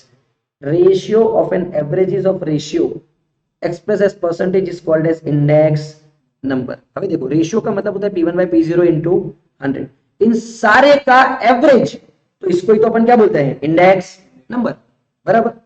Base time period serves as standard point of comparison, answer क्या आया, true. पता है कैसे आया, लाला जब अपन ने start किया ना तो अपन ने एक चीज लिखाई थी, base time period serve as the standard point of comparison. मैं सोच समझ के हाईलाइट करता हूँ, ये समझ लेना भाई, करना पड़ेगा। करना पड़ेगा, बराबर। Okay, again again again again वापस वापस कहां पे पहुंचे थे? Base time period serves the standard point, yes true. And index time series, याद है मैंने ऐसा बोला था, इंडेक्स टाइम सीरीज आएगी तो टाइम सीरीज के अंदर क्या होगा? इंडेक्स नंबर होगा, तो अपन ने कर दिया। Index number often constructed from what? Sample, बराबर। अगर तुमने थियरी पढ़ी है तो कोई प्रॉब्लम तुम्हारे लिए। खाली जगह है पॉइंट ऑफ रेफरेंस, किसके point of reference upon count करते सारी चीजें? बेस पीरियड से, बराबर। अच्छा, the ratio of single commodity in a given period price in a preceding year is called the relative price, मतलब current divided by preceding, relative price बोलते हैं इसको अपन। अच्छा, sum of all the commodity divided by sum of all the commodity, current year की divided by base year की। अब भी अपन ने किया सबका सम, मतलब कौन सा? एग्रीगेटिव, बरोबर। अच्छा, चेन इंडेक्स नंबर, अब चेन बोल रहे हैं, इसका मतलब पता है क्या है? फिक्स, बताओ क्या? Link relative of current year into chain relative of previous year divide by 100, बराबर। P10 समझाओ तो, P10 मतलब इंडेक्स नंबर ऑफ 1 ऑन 0। अरे यहाँ पे 0 ऑन 1, इज इट क्लियर के नॉट? नेक्स्ट, उसके बाद बताओ, when the product of price index and quantity index is equals to the value index P into Q, अगर तुम्हारा वैल्यू बन रहा है तो ये कौन सा टेस्ट है भाई? Factorization. the formula should be independent of unit, unit से इंडिपेंडेंट, ये कौन सा टेस्ट कहता है भाई? Unit test. अच्छा, Laspeyres method and past pairs method do not satisfy time reversal and factor reversal. The purpose determine the index number, yes, purpose determine करता है कि कौन सा इंडेक्स नंबर यूज करना है। A special type of average index number, yes, the choice of base period is just a temporary solution, मतलब तुम्हें खबर है एक दाखला उत्तर गणे हो जेमन 1980 was the base, फिर अपन ने क्या कर दिया? उस बेस को क्या कर दिया? चेंज, मतलब बेस रखना दैट्स ओनली टेम्पररी सॉल्यूशन। 10 साल बाद वो बेस वापस चेंज हो जाएगा, तुम्हारी मर्जी हो तो 5 साल बाद भी वो बेस चेंज हो जाएगा, मतलब बेस रखना is just a temporary solutions, बरोबर। Okay, Fisher's ideal formula calculating index number satisfy क्या? Unit test, factor reversal test, yes both, दोनों। Fisher's ideal formula does not satisfy, Fisher क्या सेटिस्फाई नहीं करता? तो कौन सा? Circular test. वापस रिपीट करूं, सर्कुलर टेस्ट कौन सेटिस्फाई करता है? सर्कुलर टेस्ट कौन सेटिस्फाई करता है? जीएम ऑफ प्राइस रिलेटिव, ये वर्ड याद रखने के लिए, ठीक है। थोड़ा आगे बढ़े, नेक्स्ट। खाली जगह सेटिस्फाई, और आ गया खाली जगह सेटिस्फाई द सर्कुलर टेस्ट, कौन? GM of price relative and weighted aggregative, बराबर। जो कितनी बार रिपीट कीजिए, सेटिस्फाई आ, सेटिस्फाई नहीं, सेटिस्फाई आ, मतलब टेस्ट वाला पोर्शन अच्छे से प्रिपेयर करके चले जाना। Laspeyres and Paasche's method satisfy time reversal test के do not satisfy time reversal test, do not satisfy time reversal test। उसके बाद there is no such thing as unweighted index, ये लोग पता है क्या बोल रहे हैं? there is no such thing, unweighted वाली कोई वस्तु नहीं, ना क्वेश्चन है, सिंपल ने શું કહીએ આપણે? unweighted, बराबर। तो false, that is unweighted index number। theoretically GM is the best average, yes, but in the construction of index number in the practice mostly EM is used, yes, तो answer is true, बराबर। Next, Laspeyres and Paasche on Fisher ideal index number, ये तीनों लोग किसको satisfy नहीं करते? Circular. Super. Shifting of base, base को shift करना मतलब क्या? Circular test. The test of shifting the base, again वापस क्या आया? Circular test. डिफ्लेक्टेड वैल्यू मतलब क्या? Current value divide by what? Price index number of current year, बराबर, ठीक है। नेक्स्ट, शिफ्टेड, अभी अपन ने शिफ्ट किया, पता है क्या? उसमें ऊपर क्या था? ओरिजिनल, और नीचे price index number which has to be shifted into 100, ये फार्मूला राइट है? Yes, true. Test of adequacy, test कितने होते हैं भाई? 4। We use the price index number to measure the changes and to compare the changes, बराबर। अच्छा, aggregative में क्या होता है? एग्रीगेटिव ऑफ क्वांटिटीज में क्या होता है? क्वांटिटी इंडाइसिस होता है। इंडाइसिस मतलब क्या? Q1 बाय Q0, बराबर, ठीक है, हो गया, thank you. But additional question में यहाँ पे 100 क्वेश्चंस की है, काम के क्वेश्चंस, 1-2 मिनट रुक जाओ। द बेस्ट एवरेज कौन? Geometric mean. अच्छा, time reversal test is satisfied by what? Fisher, थोड़ा जल्दी। Factor reversal test is satisfied by what? Fisher। Circular test is satisfied by what? Simple GM of price relative. Fisher's index number is based on arithmetic mean, it is based on median, it is based on mode, it is based on geometric mean। किस पे based है? याद रखना, किस पे based है? Geometric mean पे। अच्छा, past index number is based on कौन सी क्वांटिटी भाई? Current year quantity. लास्ट पे बोले तो बेस ईयर क्वांटिटी, और पास्ट बोले तो करंट ईयर क्वांटिटी, बरोबर। मोस्ट इंपोर्टेंट, लो वापस आए। Fisher, Fisher is a median, Fisher is a arithmetic mean, Fisher is a geometric mean of Laspeyres and Paasche. Price relative का मतलब क्या होता है? Pn by P0 into 100। पाशे की फॉर्मूला पूछिए भाई, मेरे को तो ऐसा टेंशन हो रहा है, इतना इजी पेपर आ गया ना तो मजा आ जाएगा। Time reversal test is satisfied by what? Marshall Edgeworth. आ गया तुम्हारा काम, आया कि नहीं आया?